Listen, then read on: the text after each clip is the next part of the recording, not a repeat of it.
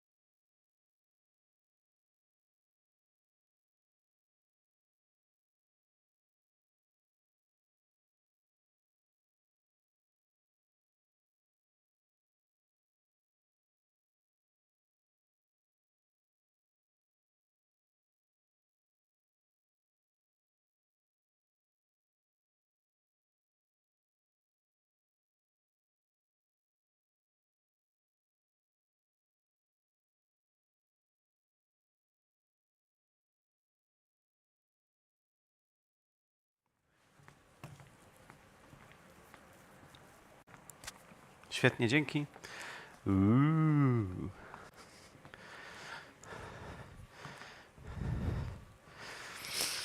Hello, good morning. Good morning to all to you. Dzień dobry. Buongiorno. Guten Morningen. Yes, excellent. My name is Łukasz Lamża, and I am dealing currently with the European City of Science. Maybe you don't know, but you have entered the European City of Science for the year 2024. So this has been a traveling circus for the past 20 years, and it has landed. So my role today for the next, I think honestly 30 minutes, if you have any questions, you will have time to ask them, is to present to you what it's like creating this and doing this. And I thought, because I assume that the room is full of people interested in disseminating knowledge and spreading knowledge and gathering all the different types of, information and media and trying to make it interesting and fun. So I will try to focus on that. This is also it's also my job, because this just happened now. But other than that, I'm a science journalist. I speak publicly, and so I'm quite interested in how to take science and make it interesting and make it work. Make it for people, really. So maybe this you will find interesting. I will talk a little bit about the organization of the whole thing, but I will try to be brief with that and go into the more interesting stuff. So the basics. The title of the European City of Science is awarded by Euroscience, which is an organization cooperating with the European Commission. So for those of you who come from far, far away, from different continents, there's the thing called European Union, and Poland is part of the European Union, and the European Commission is one of the big chunks of the European Union's organizational team, so to speak, and they do this. So they started 20 years ago, and the title is Traveling, has been traveling since. Now it landed in Katowice. We don't know what's going to happen in 2 years. As you can see, it's every second year, so we still have time, right? So before us, it was Leiden in Holland, Trieste, Toulouse, Manchester, Copenhagen, Dublin, Torino, Barcelona, Munich, and Stockholm. Yeah, so we are very European. So the title, if you come, I noticed there's a pin in Mongolia. Is there anyone from Mongolia in the room?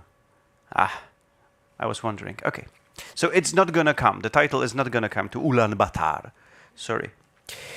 All right. So what does it look like in practice? I mean, and this is going to be possibly interesting, because I heard that Wikipedia and all the other projects around Wikipedia and the Wikimedia Foundation is quite a complex, it's a complex thing, and there's a lot of people. I don't know. I edited Wikipedia 20 years ago when the Polish Wikipedia was just starting. It was a lot of fun, but I stopped. So I don't know how Wikimedia and Wikipedia works as an organization, but I can only guess it's pretty complex. It's spread into different teams doing different things all over the world, many different cultures of organization. I guess you have to deal with many different types of problems related to money, related to information, related to data, to coding, human resources and problems. Why am I saying this? Because if you notice, the way the European City of Science is organized is pretty tricky. Now, the impulse and the money comes from this big thing called the European Union, which has some money and, power. And they decided it goes down, so we got the money, but the title went to the city. So sort of the first place where the communications first started going and the money and the thing is the city of Katowice. Do I have a laser? Yeah. Katowice for a change, yeah? So the city of Katowice. But to make things slightly more complicated, I don't know if you took a good, nice look at the map of southern Poland, of the region. It's not really one city. I mean, you could walk out of here right now and just walk straight, and you would land in a city of Chorzów, and then you would land in a city of Zabrze, and then you would land in a city of Gliwice, and you wouldn't even notice you left a city. Yeah, it's still one big city, really, honestly. And you could go the other way around, and you could come to my city of Będzin, just a small town, 60,000 people. I have, wild animals running around my house. I live in a village, essentially, right? But you could walk out of here and just go building by building, street by street by street, and land through a couple of different cities in my city, which is tricky. So there's this thing, Górnośląska Zagłębiowska Metropolis, which connects 41 cities that are here. It's like basically, you can imagine it's a 3 million city, but you put like a firecracker underneath it and just a boom, yeah, and it landed in 41 chunks, separated by, sometimes by meadows, sometimes by, so it gets tricky. This is the voivodeship, which is the equivalent of, states or provinces, wherever you come from. So first problem was trying to get all these institutions to cooperate. But it gets trickier. It gets trickier much more because now this is a European city of science, right? Scientium, as nobody says.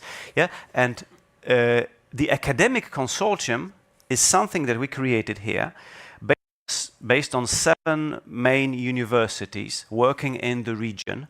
So there's University of Silesia in Katowice, but there's a technical university, we have a medical university, fine arts, physical education, economy, and music, yeah? And they are spread all around the place. So I'm saying we because I'm essentially now part of this consortium, we were given the task, because the politicians and the people in charge got the money, but they said, okay, now you do it, right? So have fun. Yeah, you're going to get some of the money we got. No, that's fine. And just do it, yeah? So, of course, the city is doing a lot, and we are sharing responsibilities, and a significant part of the job has to be done by the city, by the metropolis, by the voivodeship, because they are organizing the thing. They manage the spaces, the buildings, the streets. We have to close off streets and these sort of things. They also deal a lot with the scientific part of the thing. They're fantastic partners. But then there's 7 universities we have to cooperate with. So again, one interesting thing that I learned doing this is that it's really tricky to get people with different ways of thinking to understand each other. It's really interesting, and if you're interested in that part of what we're doing, we can talk later how to connect people who think like politicians with people who think like accountants or lawyers, and then scientists. But the word scientist, this is the thing, and I think this is something that you may deal with on your daily basis. The word science means a lot of things to a lot of people, but in our case, it means equally well. It means people working with superconductors and photonics. It means people working with harps and double basses in the musical academy, and people dealing with running and movement and the Olympics, yeah, at the physical education academy, university. So it's all science, and it's all European City of Science. So you can imagine how interesting it is trying to get all of these perspectives in one place. That's a lot of fun. Technically, what's happening is a lot of things. I'm not going to bore you with going through all the list of the things that we do. It's whole year. We started on January the 1st, and we're going to end on December the 31st. The thing that I am most intimately related to is this, 50 weeks in the City of Science, the main year-round European City of Science Katowice program, which is essentially that each week of this year is devoted to a different idea, to a different subject. And it was a lot of fun creating it. We started in March last year, February, March last year. The way we did it, again, you may find it interesting because you're organizing big things, I understand. The way we did it is that we sent a lot of emails to a lot of people on those universities, on those 7 universities, and we asked a number of open-ended questions, such as, are you doing something interesting out there? Oh, maybe. Do you have festivals, like science festivals? Do you have people who are excellent with children? like communication and teaching and these sort of things? Do you have some interesting scientific projects? Do you have some non-scientific projects like artistic projects? Or do you know some institutions around in the area that you like cooperating with? A large number of questions. And we pushed them and we pushed them and pushed them with sticks until they sent us the emails back with a lot of tables, Excel tables, spreadsheet, LibreOffice spreadsheet tables. It was fun because what we got was this output, this disk, online disk, full of things. Essentially, the way I think about it, because I was given the funny task of taking all this data and trying to create 50 different weeks based on this potential that's out there, which was a lot of fun. It was difficult, but the way I decided to do it is by focusing on people, not on ideas, but on people. And again, if you're doing stuff, you probably learned a long time ago that, moving AI aside, basically anything that happens is done by a person. It sounds so trivial, right? But if you want to do something, you have to find a person. If you don't find a person, you're not going to do anything, right? So the way I thought about this is that we're not going to have a week about humor or love or mountains or, space, voice, knowledge, industry 4.0, climate, robots, and so on, if I can't find a person who will do it, a person who understands organs. In this case, the Organ Week is a major cooperative between the Musical Academy and the Silesian Medical University, because we are combining organ music with organ transplants. This already happened, by the way. It was a lot of fun. 7 days of a little bit of this and a little bit of that. But I was also surprised by how easy it was to go to the medical university. And I mean, these are serious people. I mean, they are doctors, they do operations. It's a difficult, it's a tough, it's a serious job. But when we said, listen, there's the thing, you said, you wrote in your, thing 6 months ago, right? Remember that you have people who are doing organ transplants. Yeah. So, well, there's going to be this thing called Organ Week, but the inauguration is going to be in the Musical Academy with this huge pipe organ. And so can you come and sort of say something that's a little bit about organ transplants and a little bit about organ music?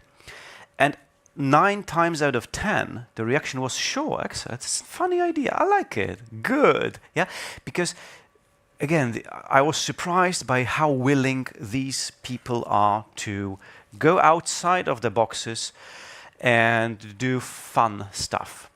And also, I mean, it's good quality stuff. These are academic people, these are people who know their business, know their job, know their science. But I was really, I was afraid at first that I'm going to call all these people and they will tell me, I'm sorry, I'm a researcher, I do this, and I don't want to, make it seem like silly. Yeah? No, they were very open-minded. So it was a lot of fun talking to those people. And again, the thing that I was left with, I mean, it's August, so it's still going on. Currently, that's boredom, week of boredom. Yeah. About this in a minute. But it's still going on, but we basically know it's going to be fine because we have tested this on 20 weeks. We have done all the, reporting and paperwork. We've seen everything basically right now. So it's going to be fine. But the thing I will probably be left with is this very important idea that you have to find the people, you have to find a person to do it and infect them with your idea of it, of your enthusiasm, and if they really understand what you mean, then it's going to be fine. So from August till November 2023, what I did was basically have this idea in my mind and call all those people, because each of those weeks is organized by 2 main people. One of them is the curator of the week, and there's the producer of the week. And the curator of the week is always someone with a scientific title, a member of the academic consortium, a scientist, so to speak, who who talked to me, specifically individually to me, because I think this is important, that you would have a single vision, and to have a single vision, you need to have a small group of people, and there has to be a direct communication and understanding, and I think that without it, it would just break down because everybody would do their own thing. This is one thing that we are dealing with sometimes, because in some cases, I'm not going to point fingers, but in some cases, it turned out that they just want to do their thing, and they don't want to do our thing, so there was a little bit of negotiation. Yes, I understand you're doing a fantastic thing, but this will be called Ha Ha Ha Week, and this is a separate event. It's a science festival, really. So you have to do this and this and this and this and this. Okay, but they usually got it easily. So interesting thing. I know there's this subject of working with AI, which I find fascinating. There's going to be a session after this, I was told. I'm not going to be present, but the idea that me personally, I would like to put on this table, based on my experience, is that I cannot possibly imagine doing this with anything other than human beings. Because I think that the whole thing and the integrity and the meaning and the unity of the whole thing is based on understanding, on human understanding, and I cannot for the life of me imagine reaching out to an algorithm that will spew out very nice looking text, but I don't see this element of understanding, of communication, of really, eye to eye. I know what you mean. Yes, I understand. It's going to be okay. Good. Yeah, this is just my 2 cents. Yeah. After that, the content. I mean, sometimes we create such silly content that can be created by 1980s algorithm. Really, right? I mean, no disrespect to Wikipedia and its editors, but I mean, if you click random article like 100 times, I mean, 20 of those are gonna be right cities in Iran, right? So yeah, it's not that difficult, right? Okay. Jokes aside. So this was a lot of fun. And the Future of Science Observatory. Yeah, I'm going to be quick. So, but wait a minute. Do I want to say something more about this? No, maybe later. All right. So this is it. Yeah, it's happening. It's a lot of fun.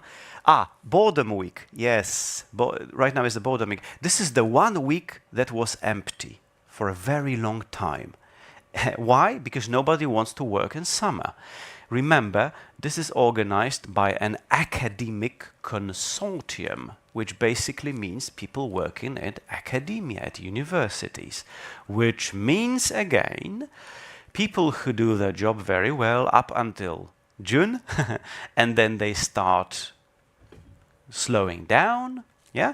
And then there's August, July and August, and they are not there, right? They're away. They get the paychecks, but they are not there. Yeah, so tricky. Yeah, it was very tricky. These were the most difficult phone calls. I mean, oh yeah, you have so wonderful ideas. Excellent. You do this and you do this. Would you mind organizing a whole week? We're gonna give you money and help. Yes, of course. When is this week gonna be? Well, in August. Well. Not so much. I'll call you. I'll never call you later. Yeah, that's right. So we try this and this and this and this and this. There's a week of Olympism, Olympic week. We couldn't do it during the Olympics for different reasons, but this is during August. They said, okay, physical education. Yeah, we're gonna be there. We tried this and this and this and this, but this was empty. 5th till 11th August, just nobody would take this week, and it was like an empty. And so I said, okay, let's do a week about nothing, the week of nothing. And we will call it the week of nothing, and we're going to do nothing. But then somebody said, but we're going to get killed by the European Commission because they will ask questions. Oh, that's very interesting. Oh, very nice. Strokey beard meeting. Yes. And this week, how many events did you do? How many beneficiaries did you have? How many money did you spend, and on what did you spend the money? And we couldn't really sell the idea of spending money on nothing for nobody. So it ended up being boredom week, which turned out to be great fun. I'm leaving you just to go and have some fun with those people. We have psychologists. Yesterday evening, we had an experiment. How long can you do nothing? So we invited people, and the task was to do nothing for as long as you can. And it was interesting. It was very interesting. And then there was the whole lecture about, meditation, mindfulness, and so on, and overstimulation. All right. Yes, and this brings me to one more thing I would like to tell you about this interesting thing. And this is sort of my own personal obsession as a science journalist, because I am a science journalist in the very traditional sense of actually writing text that will be printed on paper, so 19th century type of dying type of journalism. I also deal with YouTube, and I have a channel and so on, so I'm good, I'm fine. But still, I have a problem with traditional science journalism and the way it's continued into internet. Is that there is a short list of subjects that are traditionally considered interesting and sexy. It's a very short list. I mean, there's black holes, you probably know, and there's Big Bang and some particles, accelerating them and colliding. There's cancer. There's always batteries. I mean, there's always batteries, right? There's lithium batteries, and this is basically it. If you want to have a lot of clicks, you have to use, there's only a couple of subjects that are really sexy and interesting to people, and this has been tested. And people, meaning general audience, they have this enormous fascination with this very small number of subjects. And it's difficult. It's difficult for a journalist who wants to write about something else to sell it. Why? Well, because it's all dictated by the number of clicks. Now, in Wikipedia, it's no problem, right? You can check for each article, right? How many times has it been seen in the past 100 days or a month? And if the result is 25, nobody's going to get fired, yeah? But if I write something that's going to be clicked 25 times, I may be fired. So during this, I thought, okay, let's do this the right way, meaning let's see who the scientists really are. And this leads to a more profound idea than my, bitter commentary on the human mind and media, which is that science is pretty big, pretty interesting, but it's not what you would expect it to be. Which is, I mean, when I started reading all these memos that we got and all these spreadsheets, I was just fascinated that science is really everywhere in this different sense that I thought I knew. I did this for 10 years, and I could, stand on stage and recite, yes, physics is everywhere because we're all made of elementary particles. No, it doesn't work like this. I mean, there's science in the way these panels have been designed, because they have a certain shape, and there's a reason they have a certain shape. It's acoustics. So this has been modeled. There's air conditioning in the room, which is pretty intense, to be honest. And there's also science in at what temperatures humans perform best, and at which temperatures voice performs best. And I know it because I talked to briefly and Voice Week, to those folks who study it. And there's people at the technical university who do the acoustic modeling, and there's a cathedral, it's like this unit at the university that deal with air conditioning. And I was just like swimming in the sea of institutions and people who do research and things like that, and human voice and temperature and walls and buildings and little pieces of metal that are everywhere, and they're doing stuff, and different types of plastics and so on. And music and art and design and history and this. So this was my big revelation, that if we want to promote science, if we want people to get interested in science, then we are lying if we are focusing on this small subset of sexy ideas. And now I think it as a sort of systemic problem, that I think that young people get the wrong information about what science really is, because they are being given role models such as Albert Einstein, or if you live in Poland, Marie Skłodowska, or if you live in France, Marie Curie, yeah? But these are not realistic role models for 99.9% of scientists. Yes, because scientists don't discover new things, really. Rarely. Sometimes a little bit, yeah? But it's not, I mean, scientists, mostly what they do is they perfect what exists to make it smarter, to make it better, to learn a little bit more, to dig a little bit deeper. So there are these scientists who study the history of Katowice, and they are fascinating people who will, uncover an unknown history from the history of 18th century Katowice, merchants, for example. And it's a fascinating story, but they didn't discover fire or a new particle. Yeah, they discovered a new person that lived in the city. So I just thought, let's try to spread this idea and infuse this whole thing with this idea. And so what we did was we decided to give voice to the actual scientists who actually do this thing, and they are interesting people. I told you, they're fascinating people. They want to outreach, because usually nobody listens to them and nobody invites them to media. And this was the biggest joy of what I'm doing right now, is that we invite people who do these little thingies, like this little brick in this huge building of science. They are not at the top, they are not in the limelight, they are not the famous physicists, or they didn't invent cure for cancer, but they are dealing with glues or sleeping. They are psychologists dealing with sleeping, and they come, we give them rooms, we invite people come. This is amazing to me that people actually come to these meetings. Normal people come to these meetings. They talk to each other, they do their thing. Then we have media, we have a strong media team, and to me this is one of the best things that happens here, is that people who spend their whole careers hardworking and doing fantastic things, but things that are not sexy, now they come and we have microphones waiting for them. Yes, I am from the radio, and we have contact with good televisions, good radios, good podcasts, and they have it, this is the first time in their lives when somebody, interviews them. Yeah. So that's fun. Okay, and just to wrap up, this is something that will happen. This is going to happen. This hasn't happened yet because there was this question about what next. Because we have spent a lot of effort and a lot of money on doing the European City of Science. The city did a lot of fantastic things, developing and creating new spaces. So we had to create infrastructure, and they have their own thing.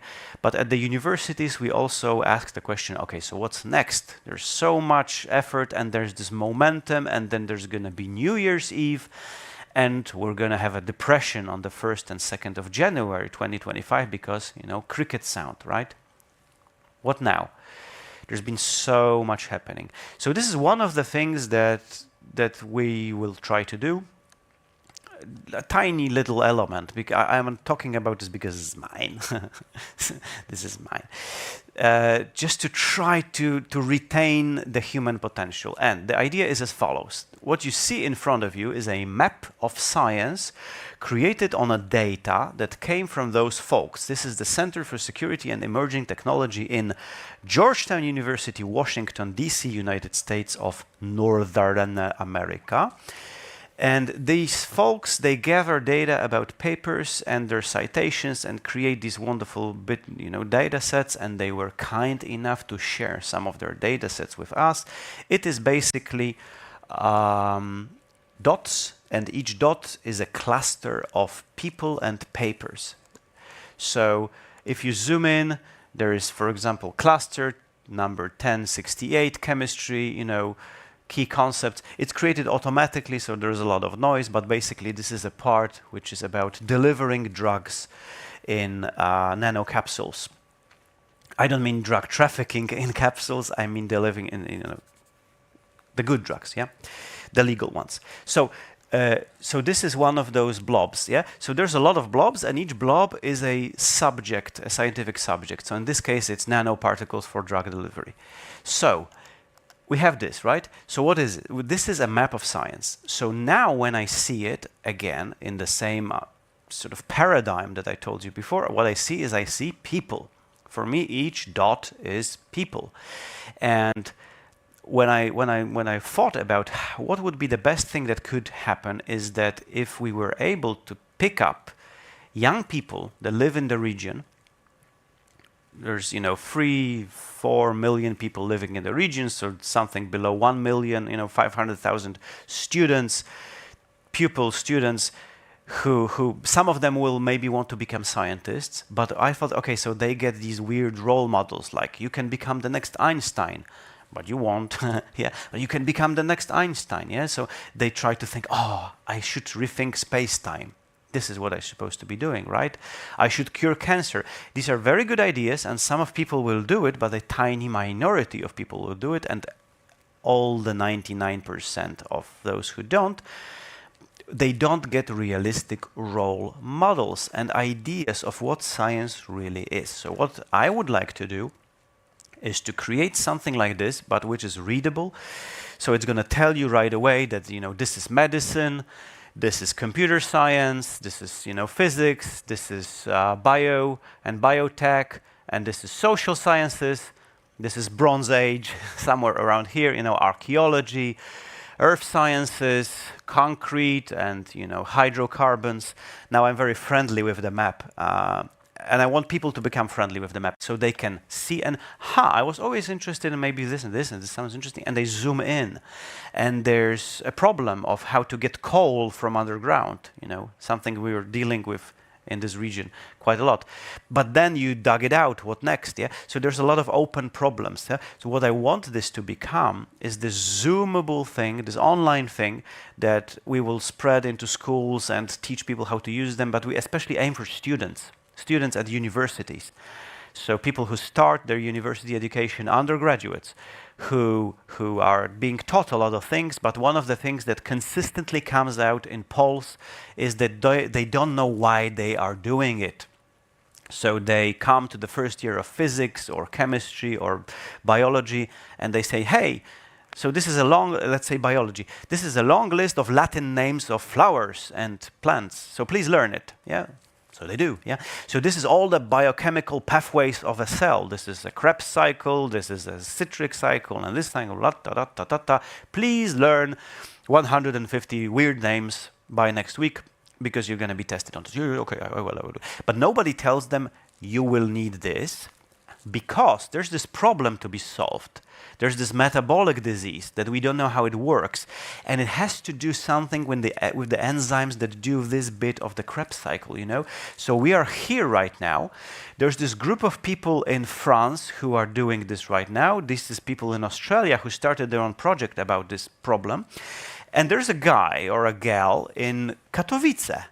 Believe it or not, she published a paper about this subject just 2 years ago, so she knows this stuff. This is her email, yeah? So what I would like to see is something that begins with a basic level of science, something like, this is about the human body, yeah? Okay, so this is about organs, this is about metabolism, and we'll start a serious job, something around here, at this level of detail, yeah?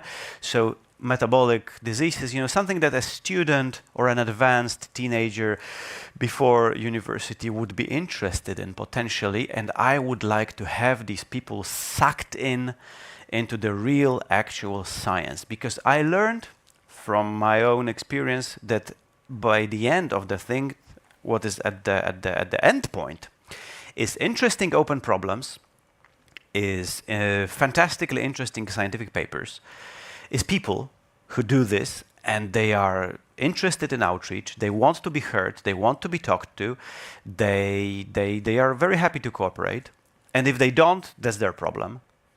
I mean, I don't want to deal with them. If they don't want to deal with me, I don't want to deal with them. So we're going to bring a lot of young people to move them out if they don't want to do it the right way. Yeah. So and money, and there's money in it, because there's grant money and all the different things that you can get money, you can work, you can earn a living doing this. Yeah. But what I always thought, there's the lack of this communication from this elementary interest in science. And I'm not talking kindergarten, I'm not talking elementary school. What I'm thinking is this, you have to sort of start at the level, let's say, of high school, yeah? But I know because I teach philosophy in high school, and I know that there are people who are 15, 16, 17, who already know, they feel in their minds this call to, to learn, to find out. They do their own 3D printing and biotech. Yeah. So what I would like to see is something they can go, and they will be led into the scientific jargon, into the people who are there, and so on and so on and so on. So it's an open project. It's something which it's a big project. It's going to start this year. In December, I will present in this very building. There's going to be something called the Science Festival, Silesian Science Festival. This is one of the Europe's largest science festivals. So you are all, of course, invited to come. If there's anything related, even remotely, to Wikipedia or Wikimedia, you would like to present at a really huge scientific festival for thousands. I'm going to say tens of thousands of people here in this building in Katowice. It's going to happen in December. There's still place for you in this thing, and I will probably present something more than just this still. Yeah, but the basic idea is I want this to live. Yeah, because we have so much fantastic people, so much effort, so much fun, so much energy. Yeah, and I met all these fantastic people. You can just imagine. I mean, just pick one at random. Just pick 1 week at random and just imagine how fantastic, interesting people, how fantastic, interesting problems and papers and science is in this week. And it's true. So then there's the thing of making it, live its own life. Because it's not just a year. Yeah, a year is very quick. I mean, I don't know what is the average age of people in the room, but there's this effect that as you get older, a year gets shorter, right? So I'm 39. I'm 39, which basically means that I'm just 40 in a minute. Yeah, and then I'm going to be 41, and I'm going to wake up, and I'm 43 again. Yeah, so I'm at this age. So I'm thinking in seasons, yeah, like a gardener.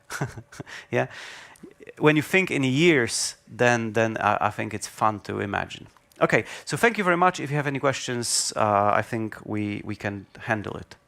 There's a microphone in front because we, first of all, the acoustics, I mean, it's a big room, and the second, we are being transmitted. So if you ask me a question just from there, then the people listening, they're not going to know. So if you have anything, come, there's a microphone over here, but so thank you very much.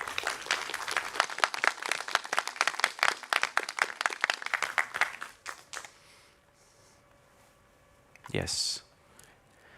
You have to earn your right to ask questions by walking. Yeah. And sorry for being out of breath. Can you tell me about at what extent do you consider or think of using Creative Commons licensing on what you are doing, so that also these marvelous weeks could be of public good in the digital world? Yeah, good question. I didn't mention it, but it is our policy that everything is open, meaning none of the events that happened are paid. You just come. Everything is published, everything is publicated. If we produce something we don't produce much text, but if we produce something, it's published openly. So, for example, each week has its own episode of a podcast. We have a podcast which is, interviews with people who do these things, and it's just open. You can just use it, yeah? So, yeah, definitely this is something that we are thinking about. This is going to be open. I want all the texts that will, because this will be accompanied by text, yeah? This has to, yeah. I want all this to be produced on a Creative Commons license. We will probably have to create images, infographics. I think this is something that I always found that, I mean, Wikipedia has a lot of fantastic infographics, but it's spread out wherever someone felt like, or there was a talented person interested in a given subject. But what I always thought, but this is my private obsession, is that we need infographics. I was wondering if there's like an infographics department in Wikipedia, but if there isn't, there definitely should be. I mean, people learn by seeing infographics basically better than by reading text. and you can really capture so much knowledge in a picture. But you have to pay a graphics designer to do it. I mean, when I edited Wikipedia a lot when I was 16, 17. And you can do it using the incremental method, right? You write, and then somebody after you writes a better thing, and so on and so on and so on, and it's fine. But you cannot create an infographic like this. I mean, it has to be designed from scratch by someone who understands color and proportion and the human mind and human eyes and so on. So unfortunately, when people who are not graphic designers draw infographics, they are horrible. They are ugly and they don't inform, they misinform. This is the sad truth. So I even had this idea, and I sold this idea initially to people in the project to have one infographic created for each of those weeks specifically for Wikipedia. And I sold this idea too late. We didn't have money to do it when I thought about this. I thought about this in November last year, and I thought, okay, so there's like virus week, yeah? And there are, I looked, there are pretty nice pictures of viruses, you know, cross-section of a virus, the elements and so on and so on, but you can always, yeah, you can always find something that's not visualized well. And viruses are pretty interesting and important, right? So I thought it would be fun if we had like a team of graphics designer creating 50, because this is 50 weeks, 50 high quality Creative Commons, open, vectorized, fantastic, you know, infographics, one for each week. But we didn't do this because there was so much to be done, and it just landed there. So if anyone is interested in doing something like this, for example, hello, why not? Yeah? Okay, so I'm sorry it was a very winded answer to your question, but yes, definitely not everything can be done like this, because universities have their own intellectual property rules. And I'm just a small fish in a big ocean, so whenever I'm anywhere, I always push for Creative Commons, and we try to do it, but sometimes it's not that easy. Yeah.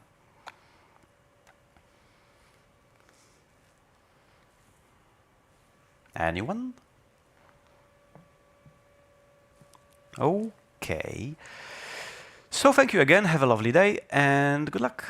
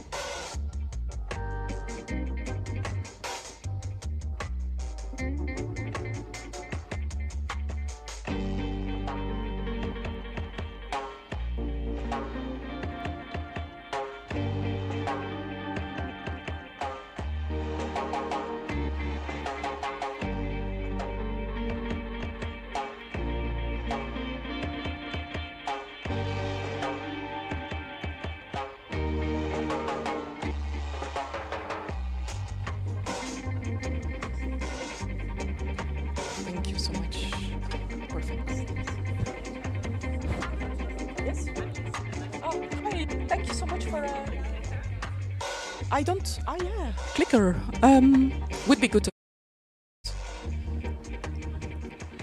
Maybe my panelists can also try their mics.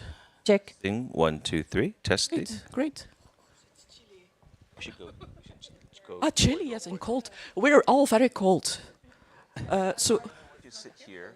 Yeah. Right in the middle. No, I think you're fine there. Okay. But with Jimmy there, Mariana here, I don't know, how many? Yeah, that's good. Yeah, I think that's fine. Mic check. Check, check, check. I think this is working.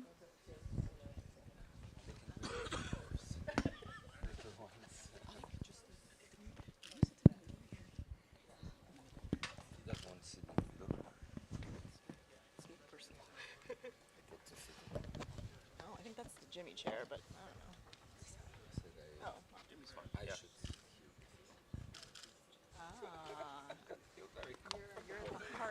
We are waiting for one more panelist.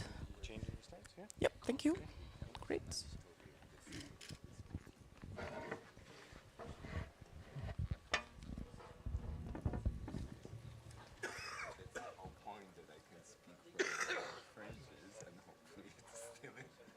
it's nice to have a plant in the audience, if you will.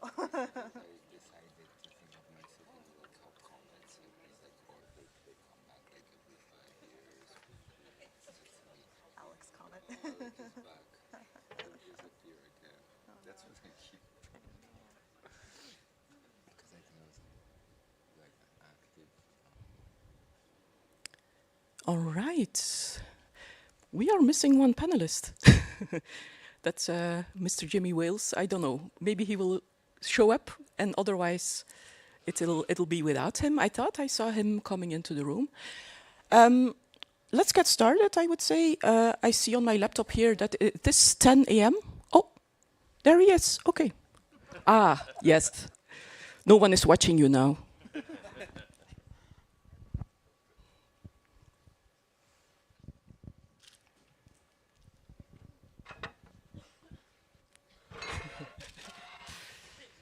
All right.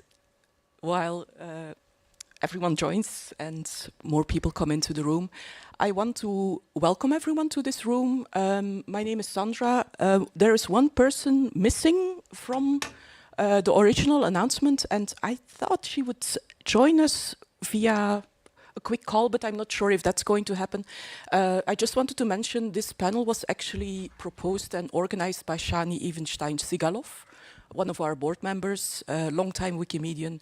She unfortunately cannot be here because of the political situation in the Middle East. And she has asked me to take on my shoulders. I'm here in big shoes, filling big shoes, to actually moderate the panel instead of her. Shani herself is a researcher. She's specialized in AI, and it's a topic she deeply cares about. I am Sandra Fauconnier. I am a Wikimedian, and I am more a casual user of AI, not super up-to-date on the topic, but I will do my best to moderate from that perspective. The session that we have here is actually, the subtitle is 1 year later, because a year ago, at Wikimania in Singapore, a similar panel has taken place with a few of the same people. Also, we have quite a few new people, but we also have a few returning people. It's becoming a little bit of a tradition, like a recurring panel about what is the current state of AI large language models, etc., for our open movement, for the Wikimedia movement, partners, the collaboration of the open. What's the status? What have we been doing so far? So it is like a showcase of practical work that has happened, keeping each other up to date about what has happened, and talking together about the challenges that lie ahead of us. So it is actually a 1 year later recap. So you have to see it a bit in that perspective, that we are looking at what has happened the past year. I want to give a little bit of context as well about other things happening, other communication that can happen around this topic of Gen AI in our Wikimedia movement. This panel is one moment where we meet each other, talk about things we've been doing as affiliates, as volunteers, as organizations aligned with the Wikimedia movement, as partners. So this panel is a bit of an overview of that as an event. But we also, in the Wikimedia movement, have other places where we discuss across boundaries, across projects, what is going on. So I just want to advertise that we have a quite active Telegram channel for those who use Telegram. You can join it by scanning the QR code. If you are still on Facebook, I am, no shame, you can join the Facebook group, which also has pretty good discussion, I would say. Shani also asked me to advertise a few events. So the conference has lots of specific sessions on AI. A few have happened already. We will have more this afternoon. Shani asked me to highlight two. After this specific session, there will be a conversation with the trustees, which is also an opportunity with the Wikimedia Foundation trustees to ask questions on this topic and other topics. As a trustee herself, she wanted to highlight that. And I see that Shani is there. I will just advertise the second event tomorrow afternoon. Yes, double checking. We have also a very practical workshop. I started in my schedule a very practical workshop on actually hands-on trying promising AI applications. So that's a session that we also warm-heartedly recommend besides the other sessions that we will have. I will see if I can get Shani up here. When I click on it, no, there she is. Hi, Shani. Can we hear you? No, apparently not. Pop in and say hello to everyone. And I'm really sorry I'm not with you today. I was really looking forward to this Wikimania, but I'm trusting Sandra and the rest of the colleagues here to have a really wonderful panel. So just really wanted to pop in and say hello. And maybe to complement what Sandra was saying, there's one key difference from this panel to last year. Last year, our panel was mostly focused on what the community is doing. But this year, the panel, we're taking a multi-stakeholder approach to it. So the people on the stage are really coming from various portions of the movement, various places in the movement. Some of them are from the board of trustees. Some of them are from affiliates. Some of them are individuals at the community, part of the community in various places in the world. And some are coming from like-minded organizations that are working with us. And I think maybe that could be a really good segue for people to introduce themselves and for me to hand it over to Sandra officially. Thank you all for joining us. Perfect. Thank you, Shani. And sad that you're not with us. I hope you can, I hope you watch it afterwards. Yeah, indeed, let's continue. So that we have actually three parts of this panel. One of them, in the first one, every panelist will get a chance to talk about the specific uses and experimentations they have been doing with this topic or the research they have been doing on this topic. Then we have a second part where we will discuss challenges that we see in these applications, challenges we see for our movement at large, and how to address these challenges. A third part will segue more towards the opportunities we see again for our movement. And then we want to keep quite a good part for Q&A from the audience here. It works in the way that you have a microphone here in the middle, so you will have to walk down a bit. We really welcome feedback and questions, so let's keep some time for an interactive part. Without further ado, I think I just want to segue indeed in the first chapter of this panel. And maybe we can start at the other side of the room. Maybe Yaman can introduce himself. And I would like to ask each panelist to briefly introduce themselves and already tell a bit about the way that they use AI or reflect on it or, yeah. Thank you, Sandra. And thank you, Shani, for this opportunity and for this panel. So my name is Yaman. I'm from Tunisia, and I'm representing Wiki World Heritage user group. Among our activity as in Wiki World Heritage, we try to use AI tools to to experiment new things. For example, creating videos. We know that we have a lack of videos on Wiki project. For example, also we are try to create a podcast about cities listed as World Heritage.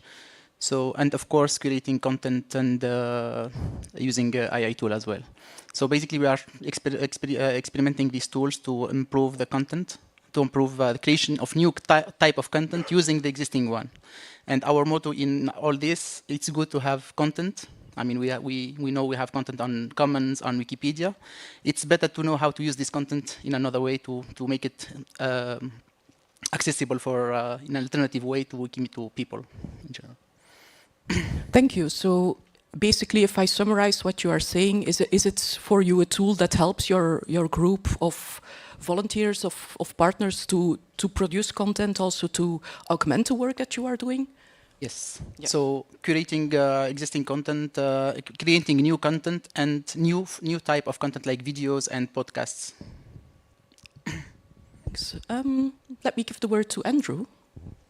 Hi, folks. I'm Andrew Lee, based in the United States in Washington, D.C., and I'm the Wikimedian at large at the Smithsonian Institution, which some of you may know is the largest museum library system in the entire world. So I've been working with them for a while on, and not just the Smithsonian, but many organizations on contributing their collections to Wikimedia sites, whether it's Commons, Wikidata, Wikipedia. So certainly AI has been very interesting in the use of AI has been interesting in that process. I'm wondering how many people here in the audience know what RAG stands for in AI? How many people?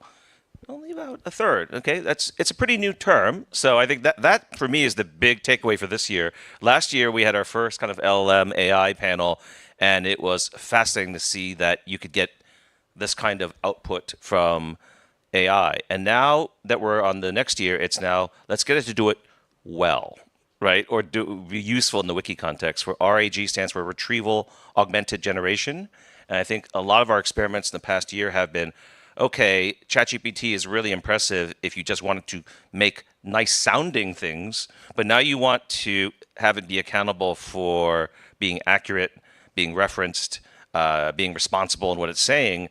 And now a lot of people are looking into RAG, meaning you point it to exact texts or tomes and say, just use this for your generation of the text. It uses LLMs in general for a lot of its learning, but to actually write the facts of a file or article, let's use this. And there's been pretty good success in improving the quality of generated articles a lot when you use that kind of technique. And then two other things that we can cover tomorrow if you go to the workshop are things like reconciliation. So a lot of GLAM institutions say, you know, I've got my maybe not so clean metadata. How do I map it onto something very structured like Wikidata? And that's always been a very slow and painful process for a lot of folks. And AI has been really great at taking that kind of messy data and trying to shoehorn it into something or predict something that's more structured in Wikidata. And we've had some luck in that area too. So happy to talk more about those applications. Thank you. I think I saw Marianne, I saw you, yeah, not very actively. Maybe you can add to that a bit? Yeah, absolutely. So hi, everyone. I'm Mariana Pinchuk. I work at the Wikimedia Foundation in the Product and Technology Department, and I lead an initiative called Future Audiences, which is rapid experiments, learning about new technologies, new ways we can serve knowledge to future generations. And so we've been doing a lot of experiments with large language models, LLMs, over the past year, and I think similarly to what Andrew was saying, we've learned a lot about the capabilities and lack thereof of some of these models. I think the two most important things that we came away with over the past year were, one, that while the generative piece of generative AI is really exciting for a lot of people, so how can it generate new content? What we found is another really interesting thing that LLMs can do is actually help people to navigate and parse existing content, which if you've ever tried to find things on Wikimedia projects, images, quotes, anything, you know there's a lot of content and it's quite hard to browse and navigate. Another thing that we learned is that these tools, AI tools, can be really helpful in helping to kind of pre-analyze and parse out important information, but human judgment really is required for really important things like determining factuality. So we really see these tools as being potentially great ways to augment human judgment, the human work of determining knowledge, and not replace. No matter how much prompt engineering you do or grounding you do, at the end of the day, the human is going to be a better kind of determiner of a lot of these important questions. So where we're going next with all of this is my team, Future Audiences, we don't really build real products. We just do quick experiments to learn about these capabilities. There are a lot of considerations when actually building real AI tools that real Wikimedians, real humans might be encountering. Things like open sourceness, bias, multi-language support, very, very important for our projects. So other teams at the foundation are now looking to examine a couple of different use cases for building AI tools in the kind of the right way, the Wikimedia way, with all these considerations in mind. And we're looking at things like, how can we make it easier to browse our existing content and discover things that might be relevant to you as a reader? For example, better search recommendations, better relevant articles showing up to you when you search in the projects. We're also looking at ways to improve our content moderation tooling with AI. So things like detecting common issues, peacock language, for example, to help Wikimedians find and triage issues more efficiently. And if you're interested in any of these topics, I strongly urge you to come to the session this afternoon, the Wikimedia Foundation AI Activities session, which will go into a lot more detail on how we think about all of this stuff, more examples of things we're working on. And of course, Future Audiences is continuing to learn about AI capabilities. We are going to be demoing a new experiment at Wikimania around using AI to help people contribute knowledge from off-wiki in a new way. So if you're interested in that, please come to my Future Audiences session on Saturday. And then finally, there's a lot of questions about how we moderate and monitor all of these AI tools that we're going to have to face as a movement. So there is another session this afternoon around that exact question, just really opening the conversation. It's called Written by AI, and I really, really highly recommend that you all come and attend and share your thoughts on that topic. Thanks. I will keep you for last, if that's okay. I would like to give the floor to Susanna, if you're ready for it. Oh, thank you. So I am Susanna Ones. I come from Avoinglam group working in Helsinki, and I come from look at the AI question, or we look at the AI question from the perspective of Glamwork the cultural commons. So, and what makes me a sudden AI expert is that we organized an event, a hackathon, a co-creation event, AI Sauna, in Helsinki last May. And what we wanted to do is to bring these different communities in the broader cultural commons together. So we invited the different organizations, including Open Future, Wikimedia Foundation, Creative Commons, Mimo, Wikimedia Deutschland was there. Now I'm missing someone, but forgive me. But and we also piggybacked on the Wikimedia hackathon organized in Tallinn just before that. So Wikimedians and the Finnish GLAM institutions were all brought together in this 2-day event to explore and experiment, hands-on learning, trying, testing, getting familiar with what AI does together and cross-pollinating ideas across these domains. And this is what sort of encapsulates our approach to the whole idea of what we are here for, is to co-create, to explore together in the broader knowledge commons. Thank you. Thank you. I'm curious to hear a bit more about that later in the discussion. Jimmy, I would like to give the word to you. Great. Hi, I'm Jimmy Wales, founder of Wikipedia, and I've been, like many people, pretty obsessed with AI and the implications for our work. And I think, one of the things a lot of people from outside of our world imagine is that we're very, very close to being able to just say, oh, write a Wikipedia entry about Thomas Jefferson, and then there it is, magically perfect. But when you actually use it and play with it, obviously that is not true. And so that, for me, is sort of interesting. I mean, that's good to know. We're not obsolete yet. But what I think is much more interesting is, what are the real use cases? What are the things that we can do with the technology to support human work? And we've heard about some great stuff here already. I mean, one of my favorite things is augmented search, and it's actually really easy to play around with this. Get access to the API and just do a few experiments, and it's like this RAG technique. Sort of ask ChatGPT to give you a bunch of articles on a certain topic, and then feed in those articles and ask a question about those articles, and it actually works really pretty well. And obviously there's a lot more investment that we're going to need to do internally, because traditionally we don't like closed source software and proprietary solutions. And so for the Wikimedia Foundation and for the Wikipedia world, it wouldn't be appropriate to say, oh, we're just going to use the ChatGPT API and pay for that and let them do all the AI stuff, because that's not open. It's problematic in lots of ways.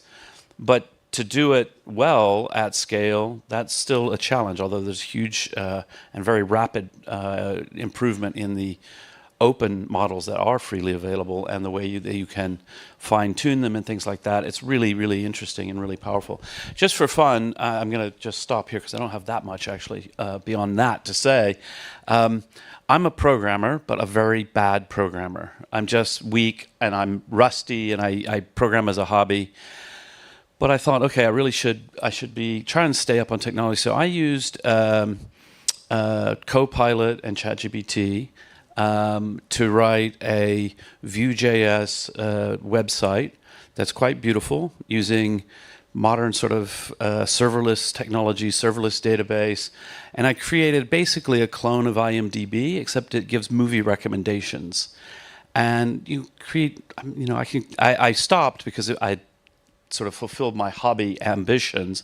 But, I calculated for about $500, I could do a massive run and get, tens of hundreds of thousands of movies and TV shows. And you would go and you would get recommendations for other shows you should watch.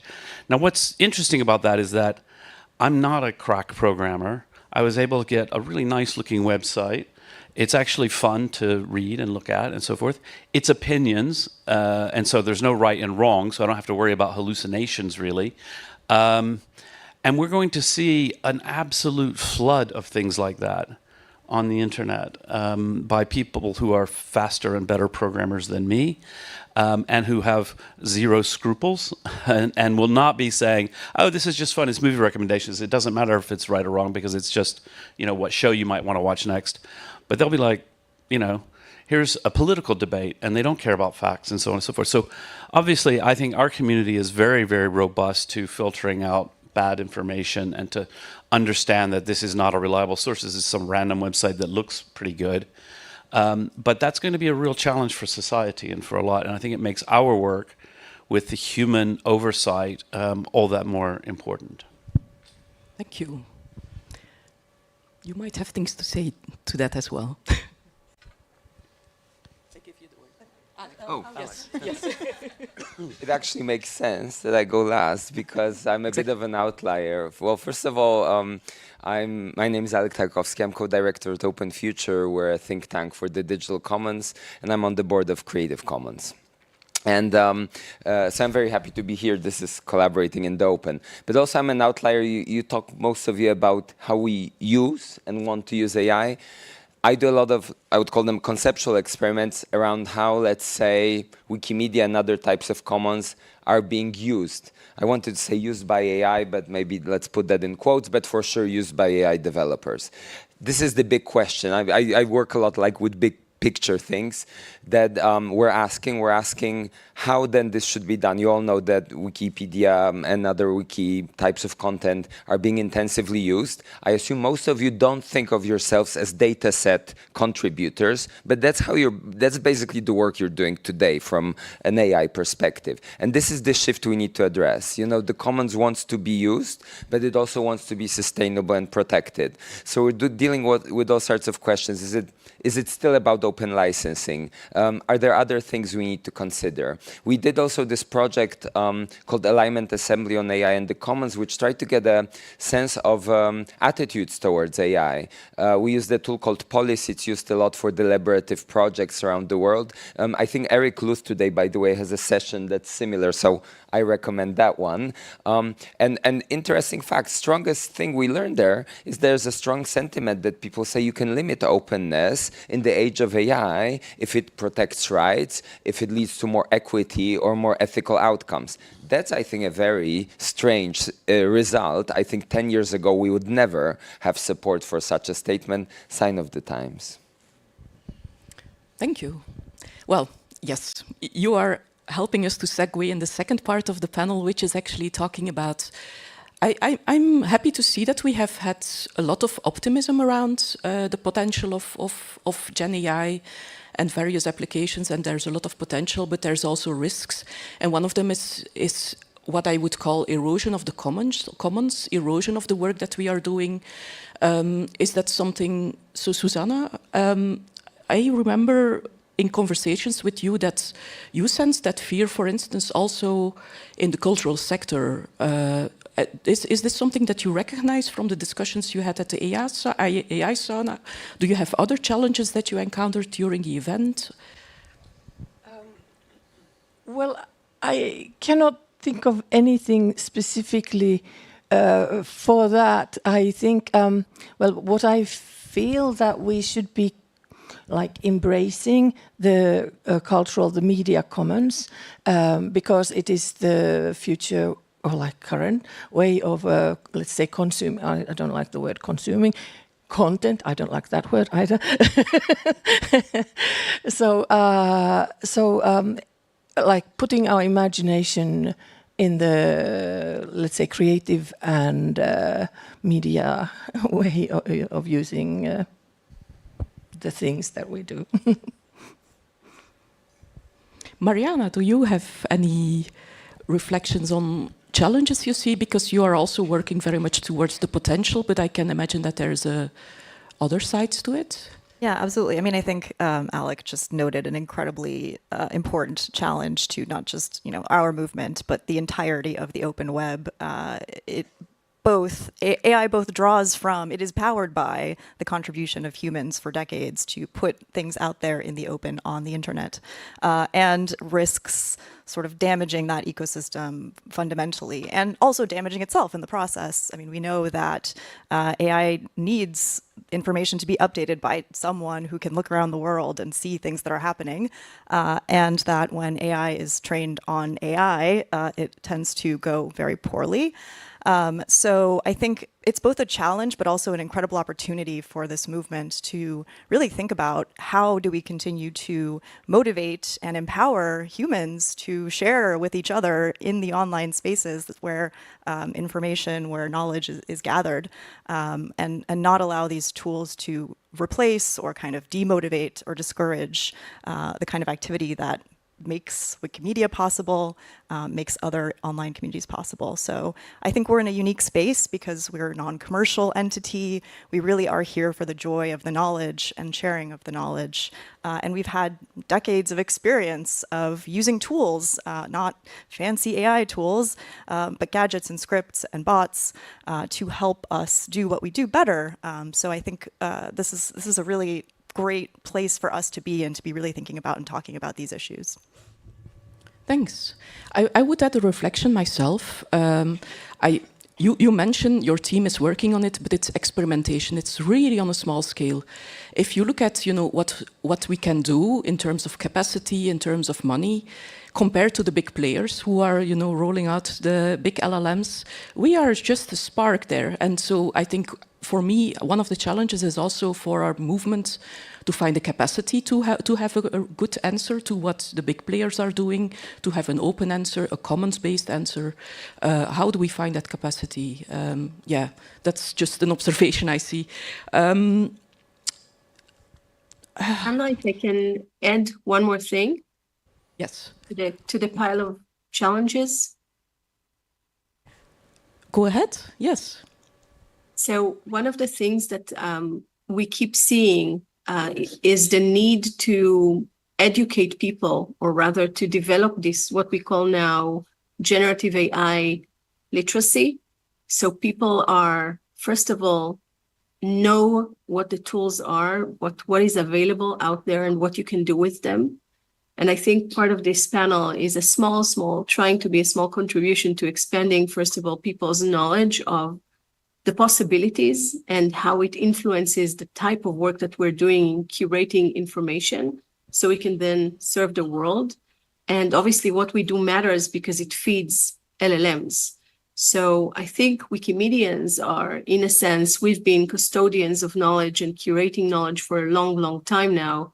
And we understand what's the type of critical thinking that you need to have when you encounter different sources.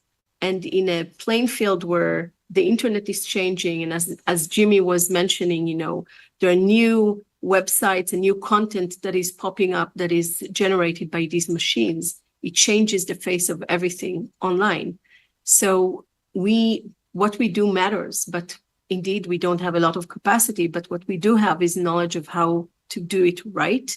So to me, part of the challenge is to help our community get acquainted with these tools, understand how to work with them, and be then maybe the people that help others disseminate this. Also in educational, I think what we do in EduWiki, Wiki in Education, and GLAM has a lot of potential to help disseminate this.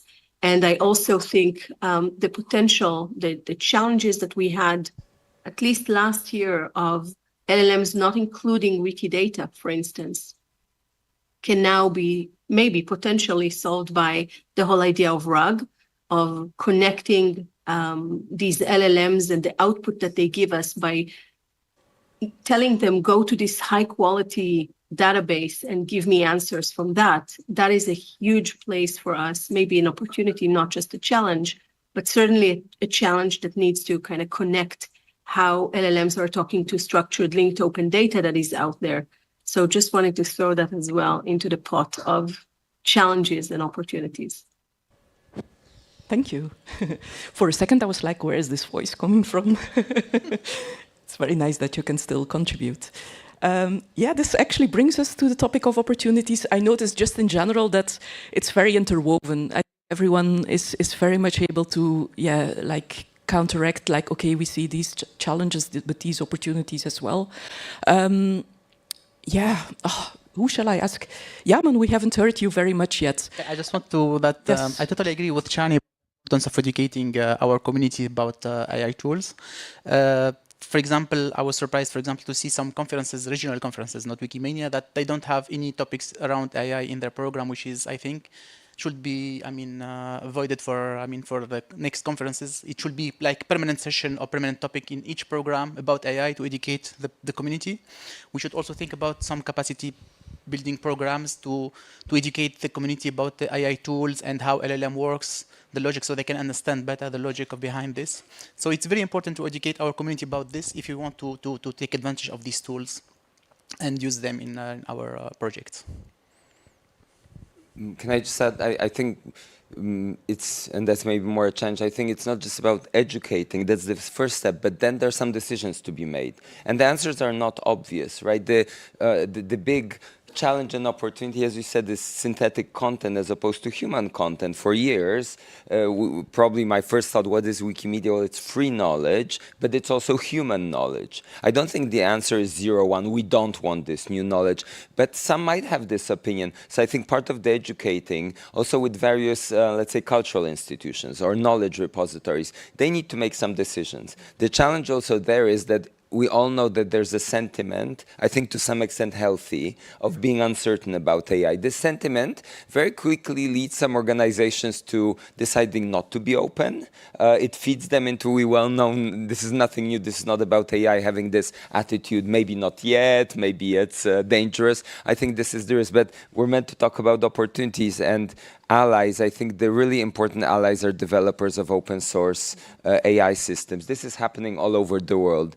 In Poland, there is a model built this year. It's not a huge model. It's actually very nice that it's not huge. It's built in cooperation between academics and amateurs in the best sense.